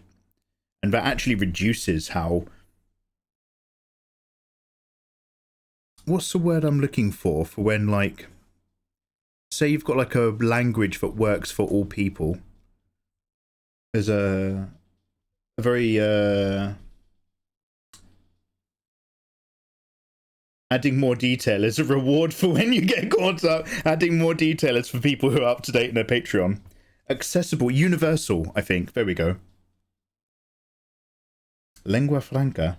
Look, the more you render a piece the way you want to render it, affects how universally well received that piece will be. The simpler it is, the more it's about the idea. And like, mate, art's communicating. What's that bit in The Office for... Now, don't get me wrong, like, anything after season 4 of The Office is a mistake. However, there are still some pretty good things in there. And most of that good stuff is Robert California. What's the bit where he's like, Jim, would you like a sex metaphor or a nature metaphor? And he's like, oh God, nature, please. And he goes, when two animals have sex. Esperanto. Universal, I think, was what I was after, but thank you. Jim, when two animals have sex. Oh God.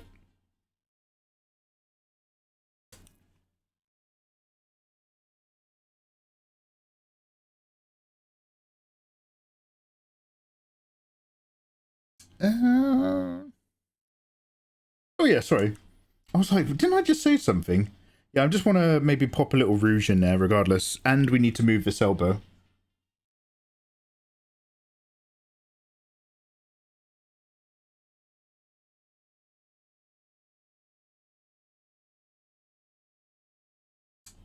Mikey, putting a multiply layer on top of your line art layer. Crazy, man. What were you smoking?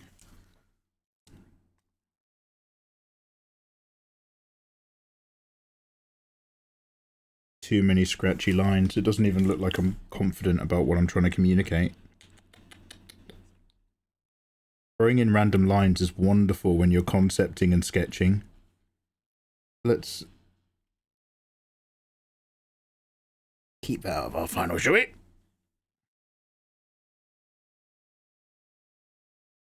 What are we moving?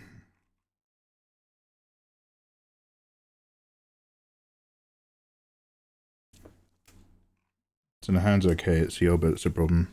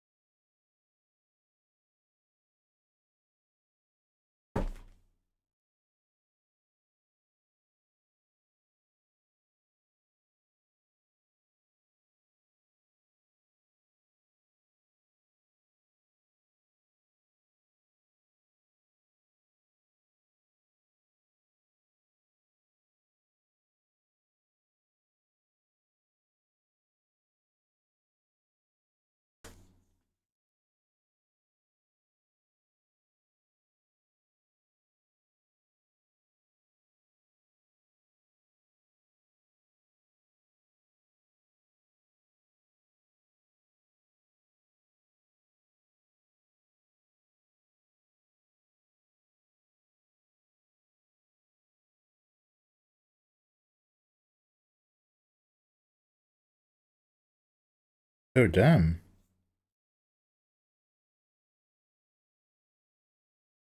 Your elbow's kind of out, huh? When you do that.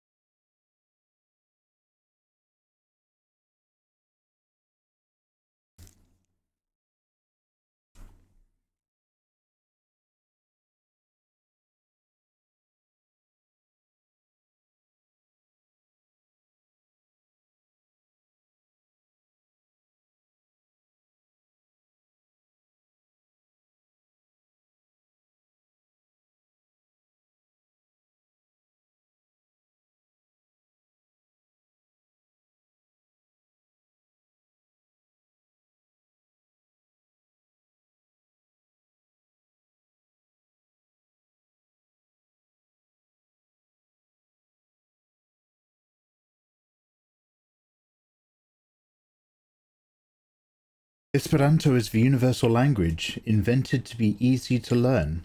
Is that, anything to do with sailors' language? Because, like, Esperanto is a non-existing language that is created for real-world use. Right? Global agendas.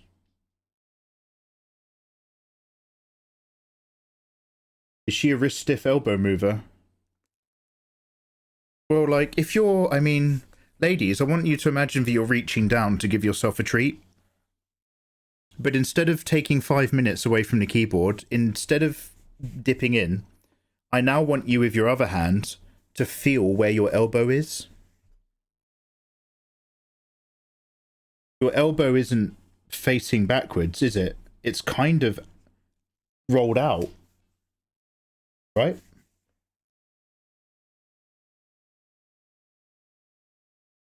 Is that a George Soros language? I'm hypermobile. It may not apply. Nancy, you're always welcome to send me safe for work pictures. Just before we get any funny ideas, because I'm always asking for not safe for work pictures. But as long as you only send me safe for work pictures, you're always welcome to send me safe for work pictures. Yeah, it's rolled out. It's rolled out. I mean, I'm not worrying about it too much, but like, it's like, okay, what basic lines do I need to do just to show that I get it, and that it's not quite as odd as I thought. So let's do that and move on. Basically, as long as we don't overwork it, we're not going to overpull attention. But an innocent question earlier, which I kind of thought was edgelord feedback, actually did point something out in the long run. So, I can't complain. But it does mean we find ourselves once again with a little bit of work to do.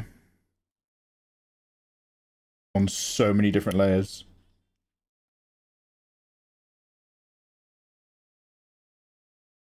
This line here is probably a bit excessive as well. You know what they say? Try not to show on your line art layer what you're already going to be describing with your cast shadow layer.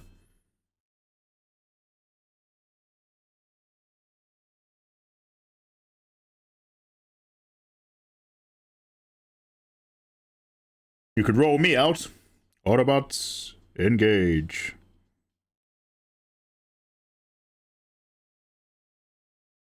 Megatron! Megatron!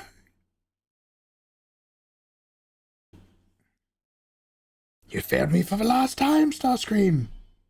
Again!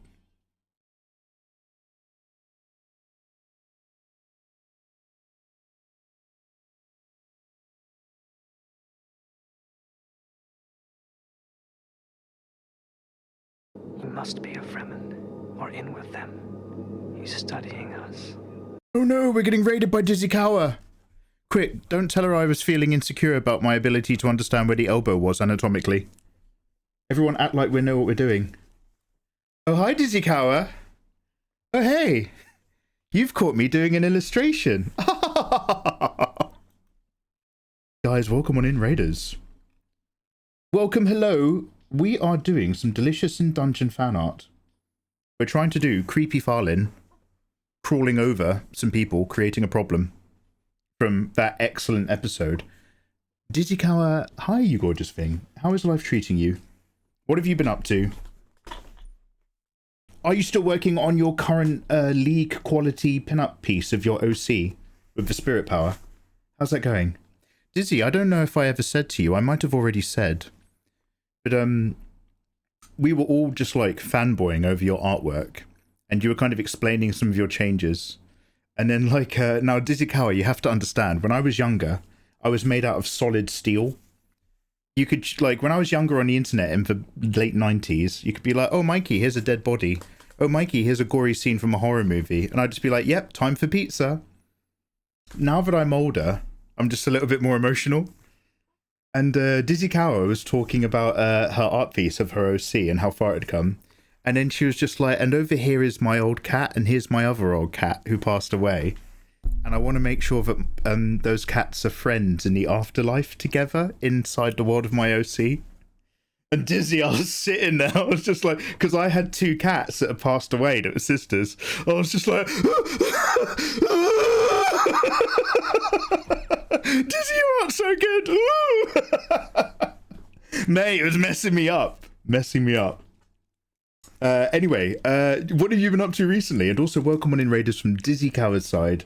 I hope life is treating you all gorgeously. My name's Mikey. I'm an illustrator. I make art tutorials for free on YouTube. Also, I like to draw busty waifu fan arts, but keep it technically not lewd. Wait, no, very lewd, not explicit. I think that's it. I'm riding the line. I know that feeling. Hey, Skittle, how's life? So yeah, Dizzy, what have you been up to? Thank you. Look, do you need to leave? Do you need to go and have a cup of tea? Go, be free. I set you free. Dizzy, close your eyes right now, and I want you to imagine Lord of the Rings. And I want you to imagine that I'm really handsome Aragorn. I'm What's that guy's name? Is it Yigo something? I am Aragorn, and you, Dizzy, I want you to imagine that you're like a desiccated zombie ghost king. I release you from your bonds, Dizzy. Go, have dinner. However, Dizzy, if you are not currently a desiccated zombie king that owes me a blood oath, if you'd like to tell us what you've been up to, and more importantly, if you have any links to social medias or some sort of image we could look at, guys, go follow Dizzy Kawa.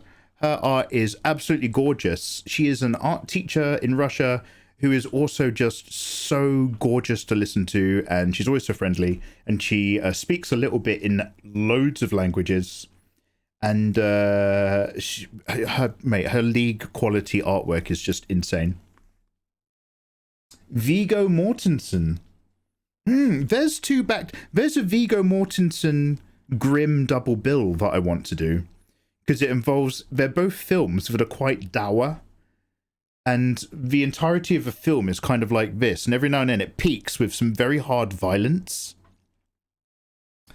Does anybody know the name of these two films? There's a Viggo Mortensen film where he's just a dad living in a small country town, and he stops a robbery from becoming a murder, and then it kind of spirals from there. And then there's a Viggo Mortensen film from pretty much the same year with the exact same vibe, except in this one, he's a Russian gangster who has a fight in a bathhouse. Does anybody know what I'm talking about? Dizzy, thank you very much for sharing what's going on. Some of Dizzy's recent sketches. Fenrir knows. Fenrir knows that we're massive Dizzy fanboys over here.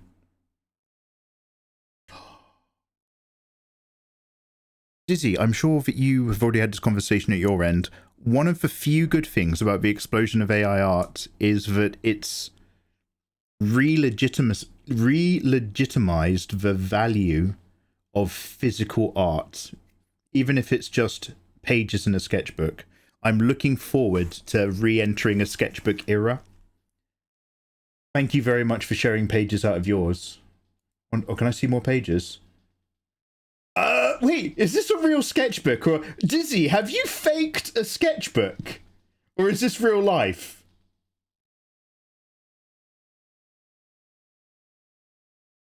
The sketchbook doesn't exist! Oh my god!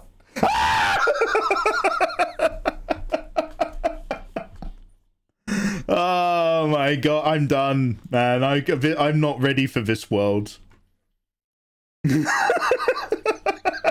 Alright, ignore everything that I just said. Fuck me. Oh my god, Dizzy. Fuck, I love your Evangelion sketches. By the way, this is a fucking brilliant idea. I was convinced until I scrolled sideways and I was just like, that's suspiciously consistent. Oh, Dizzy, have you been taking like ideas from your audience and stuff? Or were you just like, let's do Evang? Oh my god, your unit. Okay, this is fucking dope.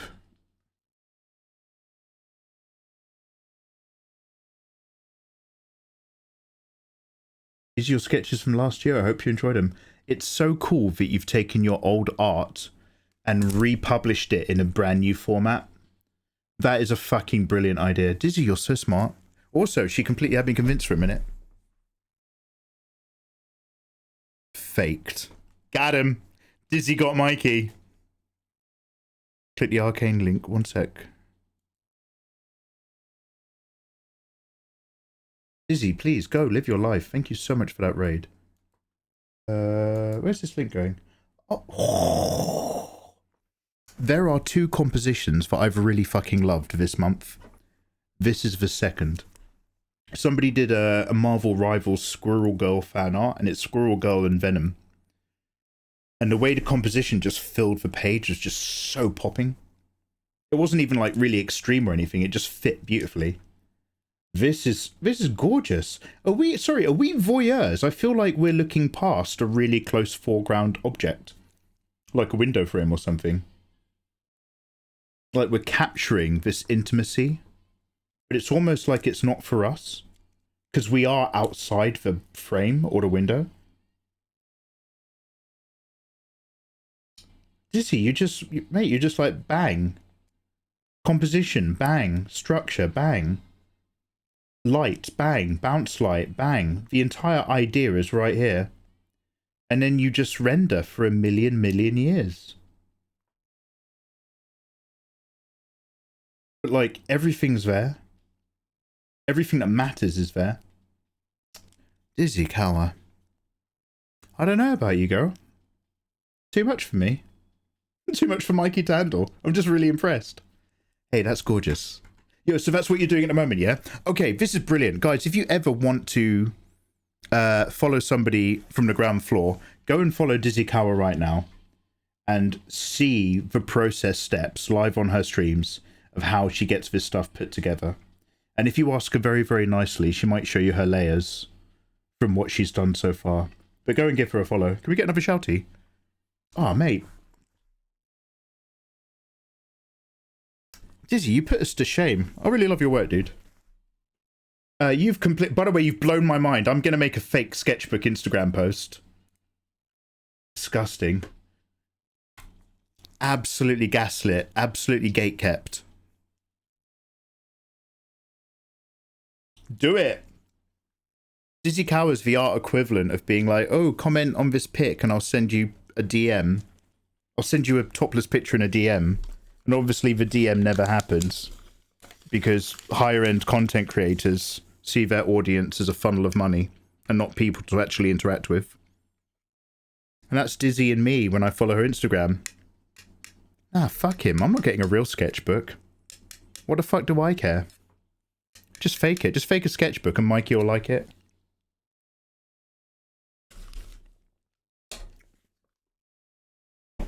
Other than that, she's lovely. Thank you for letting me get to share. Dizzy. Your old school Twitch art stream. You, me and Tofu and a few others. You guys come share whenever you want. I'm a big fan of you lot. It's all the fresh new ones I make jump through the hoops. Ah, maybe we'll look at something later. Thanks for popping in, yeah. Alright. Back to work.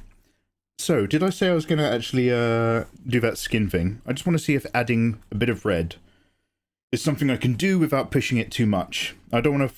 I'm already, like, moving out of the cel-shaded feeling.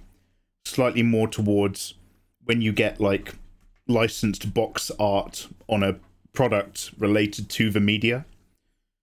And that's as far away from cel-shaded as I want to come in this example. But let's just see if I can splash some red. Oh no, it was a skin layer! Oh yeah, sorry, we were just adjusting structure. I remember now. Then I'm gonna do some other stuff.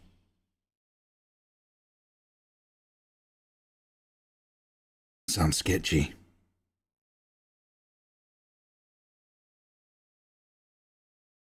Using digital media. I mean, that's... Dizzy Kawa has basically done when AI illustrators try to fake that they drew it themselves. So then they start tracing over the AI and pretending that's their sketch. And now Dizzy Kawa's done the digital art version of pretending that she's drawn in real life. Fucking hell.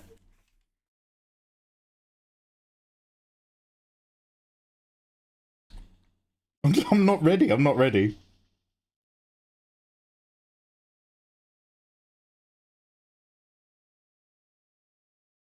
Sorry, I have to delete this section on loads of different layers.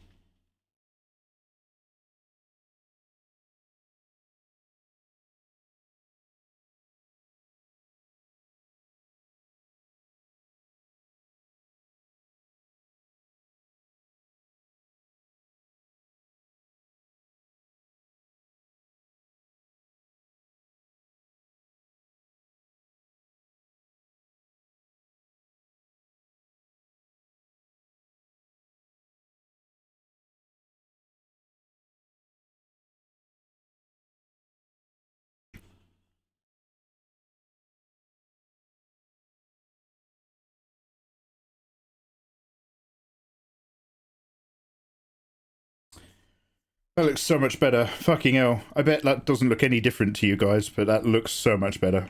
Right? Thanks for holding on and letting me work through some stuff. All right.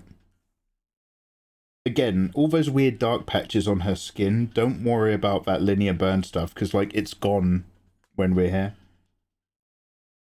But, let's just warm up some sections really, really quickly. I'm not even, like, doing, like, occlusion stuff or anything like that.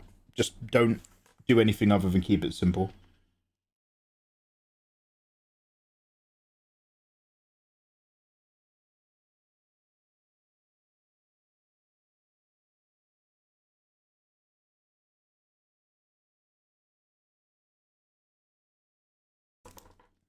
I might start painting in a sketchbook. So this is the one sad thing, is one of my fantasies was a really cool sketchbook that I just keep simple. Even if it's like a tan sketchbook with warm Copic greys only to volume stuff, and like just loads of black ink and white Posca marker. But even a really thick one, a Copic marker will burn through to the other side, and you're just going to end up with a one-page Jimmy. Sometimes it's the small things. Like, honestly, it makes me feel better, so it's done the job. Like, I am happier looking at it. Again, I'm swimming in the luxuries of somebody who's up to date with their art. I am aware. But, I'm gonna do it anyway.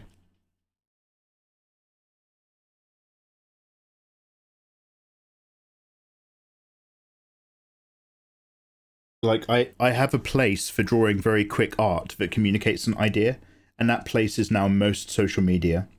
So I have an outlet to do that. I know where to put it. And so with that in mind, I'm just not interested in accepting that I need to get the art done to catch up. I do need to catch up, but I'm not gonna do a just get it done piece of art. I still, like, I've been doing that on and off when a need hits me for years, and I don't want to. I want to, like, get better at drawing and learn to take the moment to look for these mistakes. So we are catching up, but we're catching up slower than we should, and I'm going to be honest, I'm okay with that decision. It's the lesser of two evils. Do more short form comics. Oh, Fenrir, you're very kind. Do you know what? That was quite good for just warming up. I did like that. I think the wildest art stream we had was when I was just making you guys guess those anime and video game characters from the worst scribbles you've ever seen.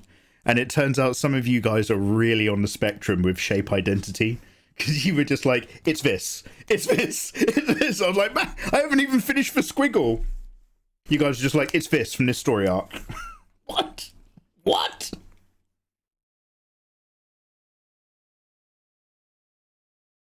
I almost want to compare that to one of the old line arts. Yeah, big eyes, smaller eyes, different shapes. Big difference.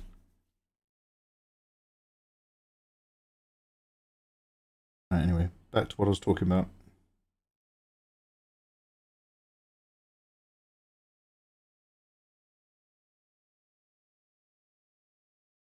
Maybe you draw too good. You're right.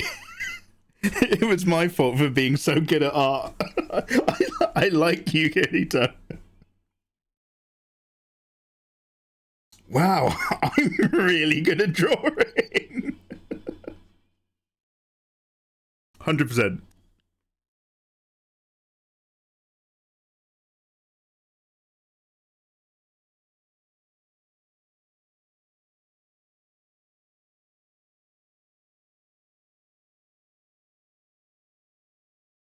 Now, this peachy pink is on a multiply layer.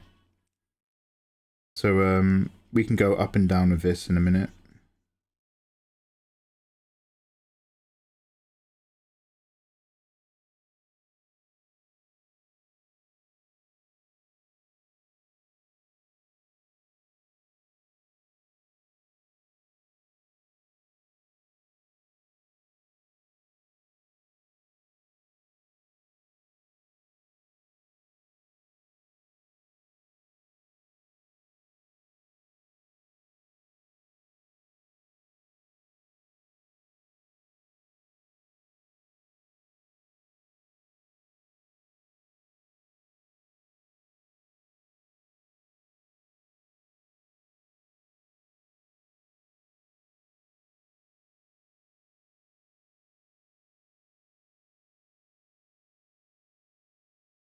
Probably wouldn't hurt to get a bit more definition in those feathers there, but again, let's just keep up that less is more attitude for the moment.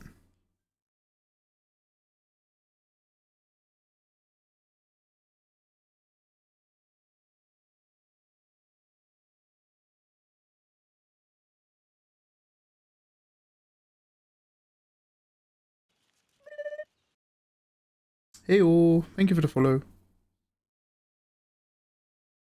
Should we get rid of that second line? Do we need that? We're getting a little scratchy down here as well.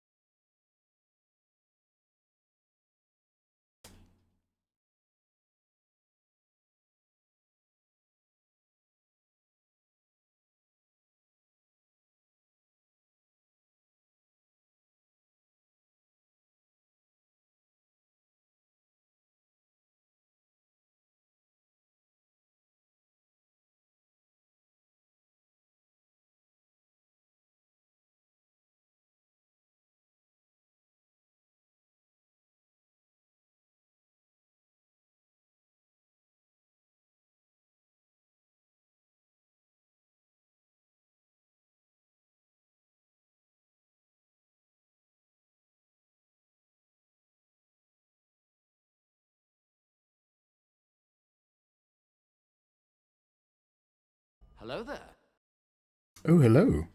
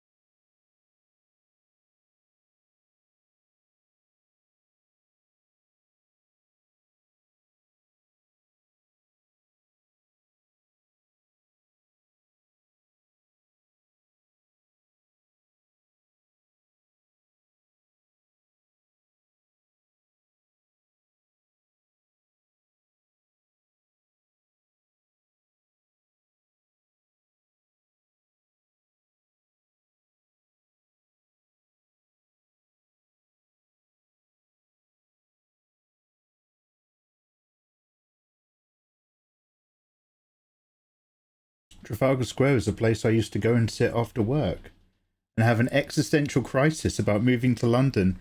Oh, Nancy, is that right where the bit where the road goes all the way up and loops back down, where it gets really busy during the nightlife? Obviously, I know what Trafalgar Square itself is, but like, isn't that like just down by where it gets really, where it's also really touristy, where all those clubs are? I remember that place being really cramped. I like to go outside of the Tate Modern to have my existential crises, Nancy. That's also got like a nice square area where you can just like freak out, and it's not. I don't think it's a really big walk away from. So Regent's Park is up north, right? Regent's Park is one you walk to from Camden. You follow the canal. Hyde Park. Is it Hyde Park that's got that where they do the pavilions? I built a pavilion there once, and it's got like it's got the water fountain that's like that kind of circle on the side of a hill. Pixie, should we go to Hyde Park and have a picnic with Nancy? Is this from an anime? Crystallizer, how you doing? Yeah, Crystallizer. This is from an anime called Delicious in Dungeon. And I don't know what you particularly like in your anime, but these days I tend to be quite interested in like a little bit of character development and a cozy vibe. Unless I really want like giant intense stuff like Evangelion and Akira. And this has got like a really good sweet spot as far as animes go.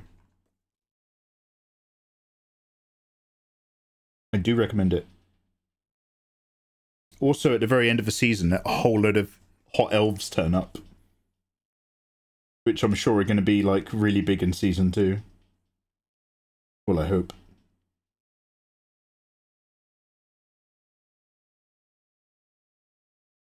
Again, Mikey, that peach is a bit bright. Isn't it? What's going on? Don't worry. Remember that shadow layer. Don't worry, children. Just sing a song together, children. Don't worry. Yeah, so long story short, I do recommend 28 Years Later. And I'm looking forward to Alien Earth and Predator Isolation when it comes out. Whatever it's called. Jesus Christ!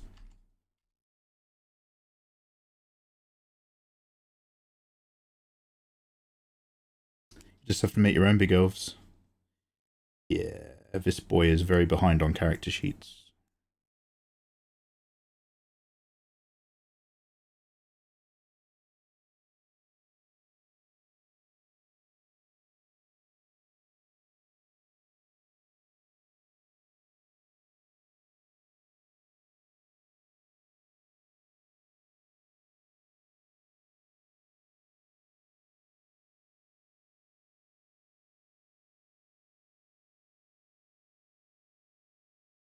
With that in mind, I'm gonna start to brush away a little bit of that dirty linear burn layer. Oh no, wait. What have I done? Wait, what? No. Don't worry.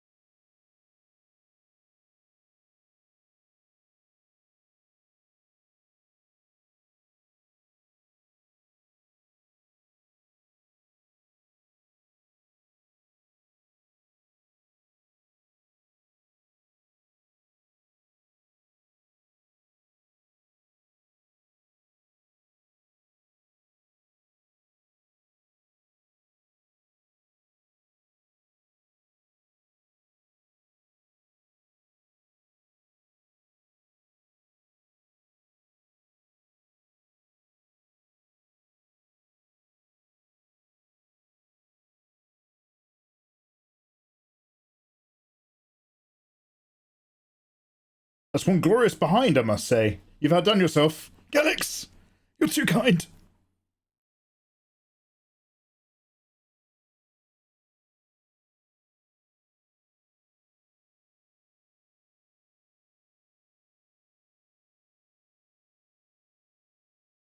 Okay, so now after all that minor editing, we are now allowed to put that layer back on.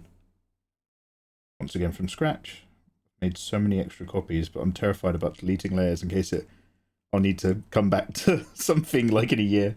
Oh, but what about that one layer from that one PSD file? I should never have erased it. Greatest fear.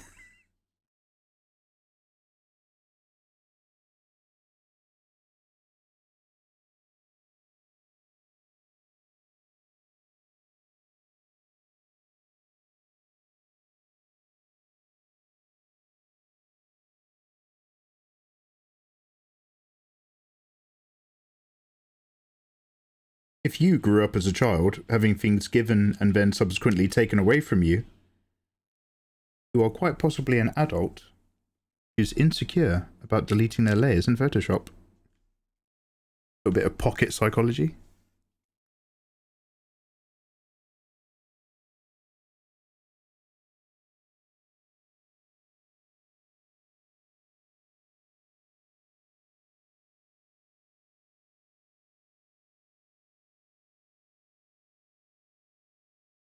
The fact that you would drive means that you have your life more together than me.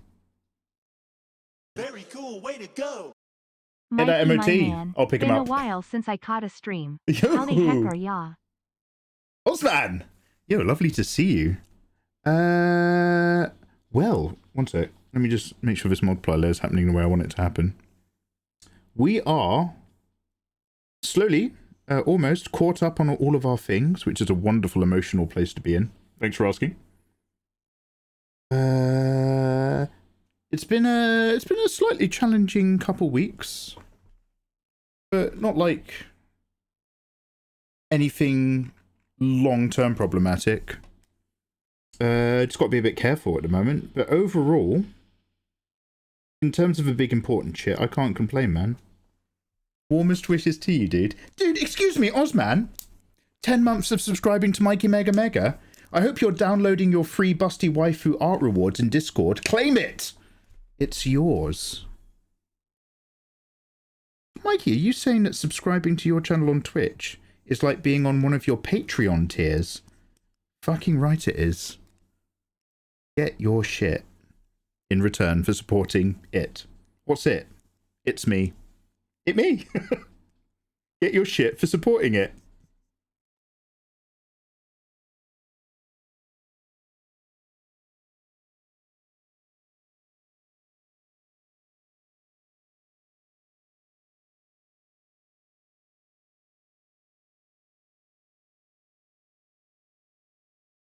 Oh god. I was like, that brush doesn't seem to be having any effect. Do you want to know something? Talk about getting gaslit. Photoshop gaslights you all the time. Photoshop will just be like, I won't tell him about that one pixel selection marquee tool that he's accidentally clicked. I'll just let him think that that brush has a really light effect.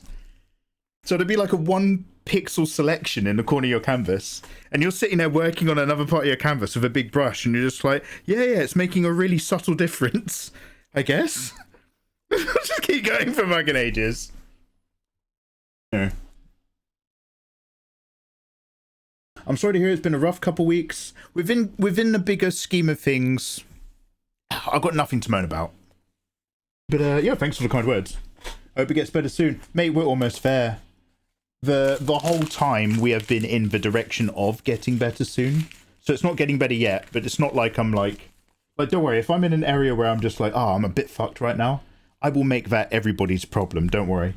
It's just that like, I just got to do my shit and get it all done. So I'm not... Basically, cheers, dude. Sorry, there is a spider over here. And he's making a web between my camera and my key light.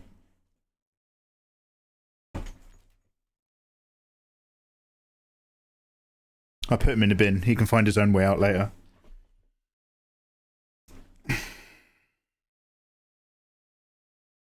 I'd be so inattentive and daydreamy. Just a danger.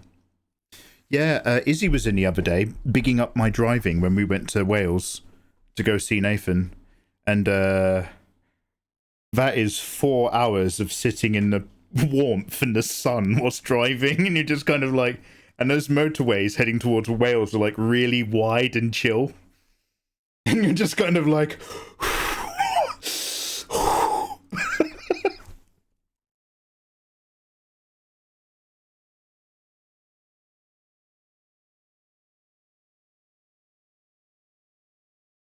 Just put a fire alarm sound on loop or pull over.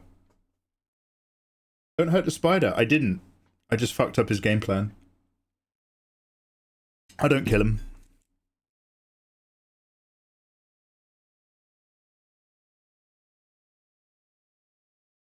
Wrong.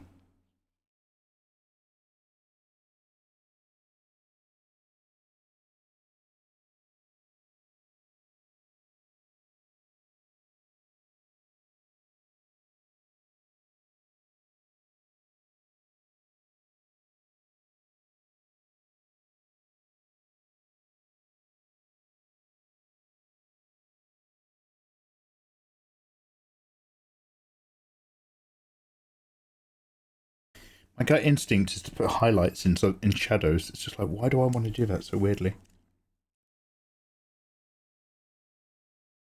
No highlights in her eyes.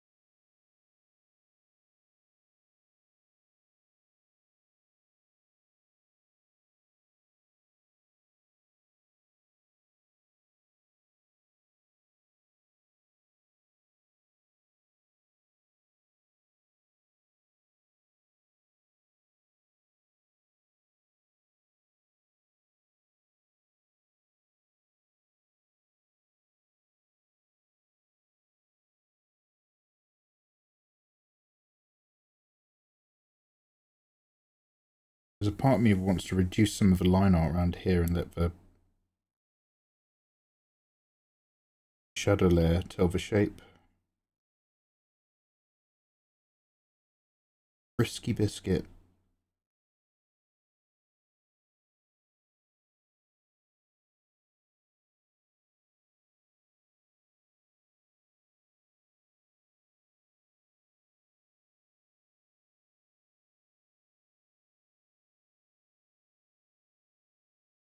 Very cool, way to go! Mikey, looking great as always. Keep up the awesome work, mate. Your post the other day on X that said, just make it exist, then make it better, slayed me. So true. Cheers. Scotsman? Scotsman, is this your way of telling me that you're going to blow the dust off your paperwork and do that fucking book? Is that what you're saying? Hey, thank you very much for the fucking kind words, dude. Look, mate, we're all in it together. We're all just trying to make stuff and make stuff happen. Thank you so much for that fucking primo. Dude, I hope you're downloading your busty waifu fan art rewards in Discord.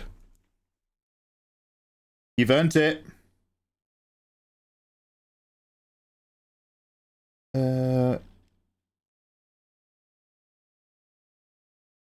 Alright, we gotta do something about this soft blend here.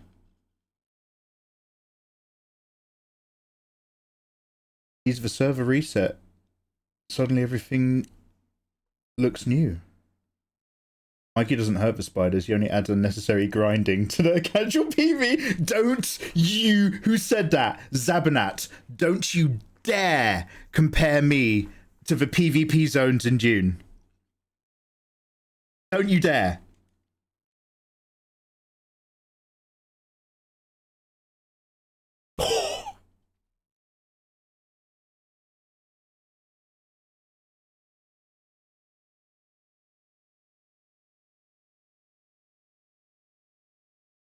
I'm just going to duplicate this line art layer. I'm not having a breakdown, but I am just going to start randomly scribbling out these wonderful feathers I've been drawing just to see what happens.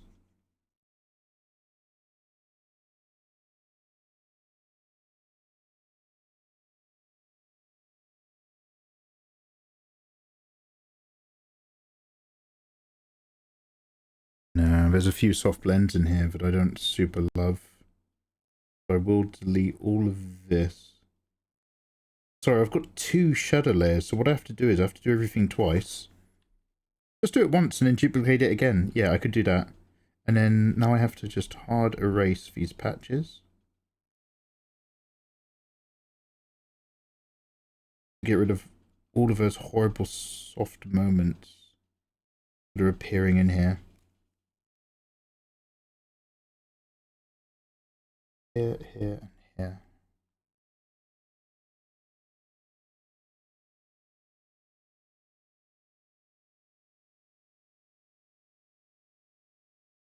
Is that white feather layer?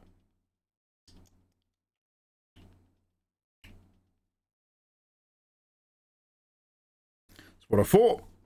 That's what I thought. Okay.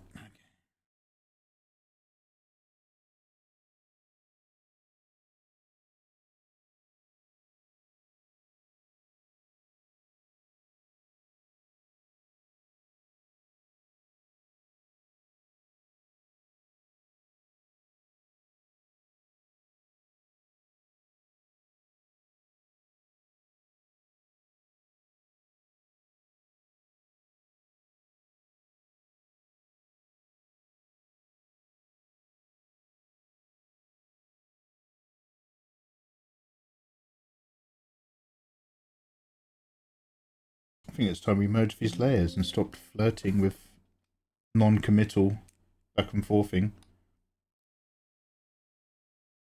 These will both stay as a multiplier layer, won't they? Because they both have the same qualities. Merge down. Oh, it's clipped. Let's undo that.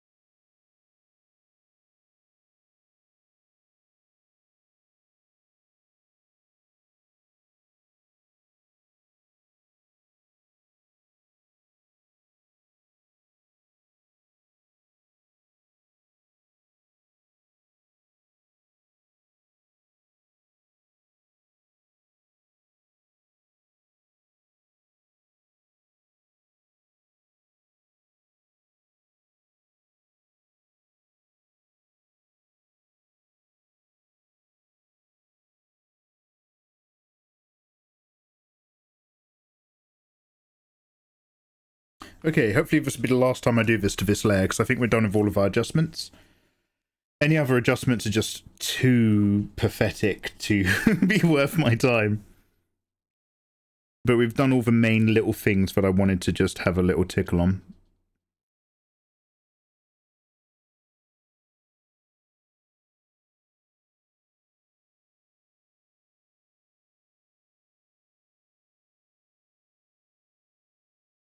Mikey, did you give that layer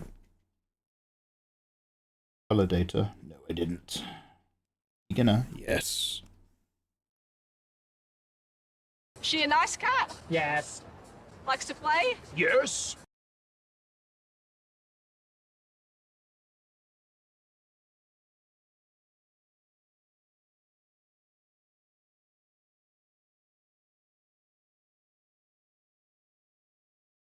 Now let's filter it.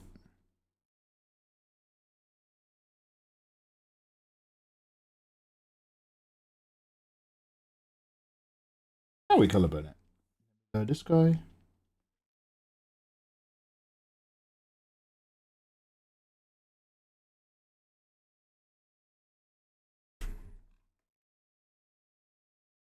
Wonderful. If I looked at this image from the start of stream, I would probably notice barely any difference. But I know that the time that I've spent tonight has helped it go in the right direction, just not albeit in a efficient manner.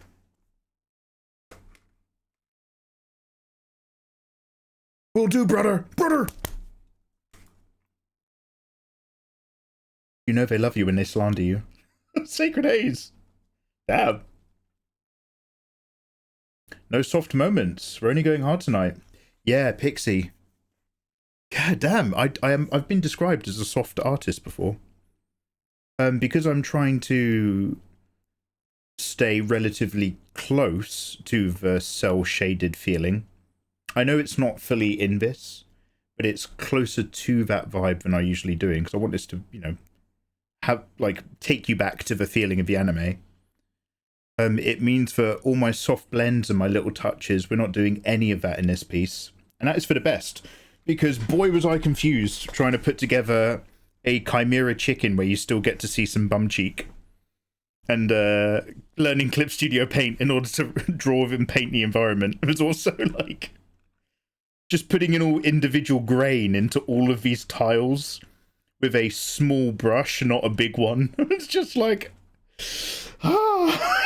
So everything else we're keeping nice and simple. So now we're actually finally down to the cel shading on the individual characters. The thing that I said we were about to do at the start of stream. We're now finally ready to do. So let me go for a stretch. Why? Oh no, Fenrir, why what? Why wait, what? Why limiting my details? Because I still want to, it's like, I just want to, I want this to feel a bit more basic, or like have that anime thing. Oh, why are you doing the bricks with a small brush? Because I found some bigger ones, and trying to go, so basically like, I was brushing through these bricks, and I was like, this does not look like the right texture of bricks as they appear in the anime. This literally looks like someone trying to shortcut that texture with a larger brush. And I tried a few different other brushes, and I was just like, I'm gonna have to go in, because like obviously when you're painting it in real life for the anime, you get all the wonderful textures that come out of the act of working with IRL mediums. So in the end, I was just like, I have to go in with a smaller brush and actually bring up all of these tiles for it to have the correct overall quality. It's like when you see somebody, it's the difference between seeing somebody confidently render something correctly in a piece of art, or rendering it vaguely that kind of is in the right direction and shows awareness of that texture. But because they've done it vaguely and loosely enough, it almost highlights that it's not a strength of the art piece. And one of the hard vibes of like the screenshots of this anime is like, you've got all this rendered browns and stuff in these brickworks against the cel-shaded anime characters popping around on top. And I was like, I'm either going to commit to capturing that or I'm not. Now, as we've discussed before, perhaps I should have put some of that texture down on a 3x3 sample of tiles and done that first before then putting it on an angle and using Clip Studio Paint to vanish it. But I didn't. I put down the line art first and then separately painted after everything was in place. But it gave me the finish I wanted. And by the way, we're not done, because we're still going to put a separate noise layer across the bricks. But then we're going to desaturate that noise layer and use the original layer as a hue on top of the noise one. So that we get grain without throwing in all that random color you get with noise. I think what I said makes sense, but I'm not sure. Did you use Clip Studio Paint Perspective Tool for the background? Inked eye, handsome question. Yes, I did. So it's relatively similar to the sketch, but it has changed a few angles. And yeah, Photoshop does not have the native tools to do what I need. Clip Studio Paint did.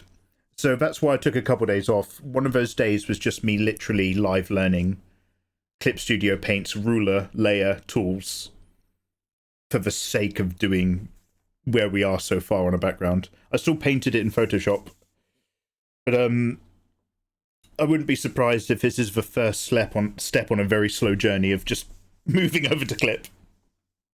Fancy words, Magic Man, they were fancy words. Why have you forsaken us? Don't, that's comments I get on my YouTube channel still. I can't use my brick joke. I love brick. Tired of brick? Alright, like I said, quick stretch. When's the next ad break? Oh, it's not for ages. Alright, I'll see you shortly. I'll just be a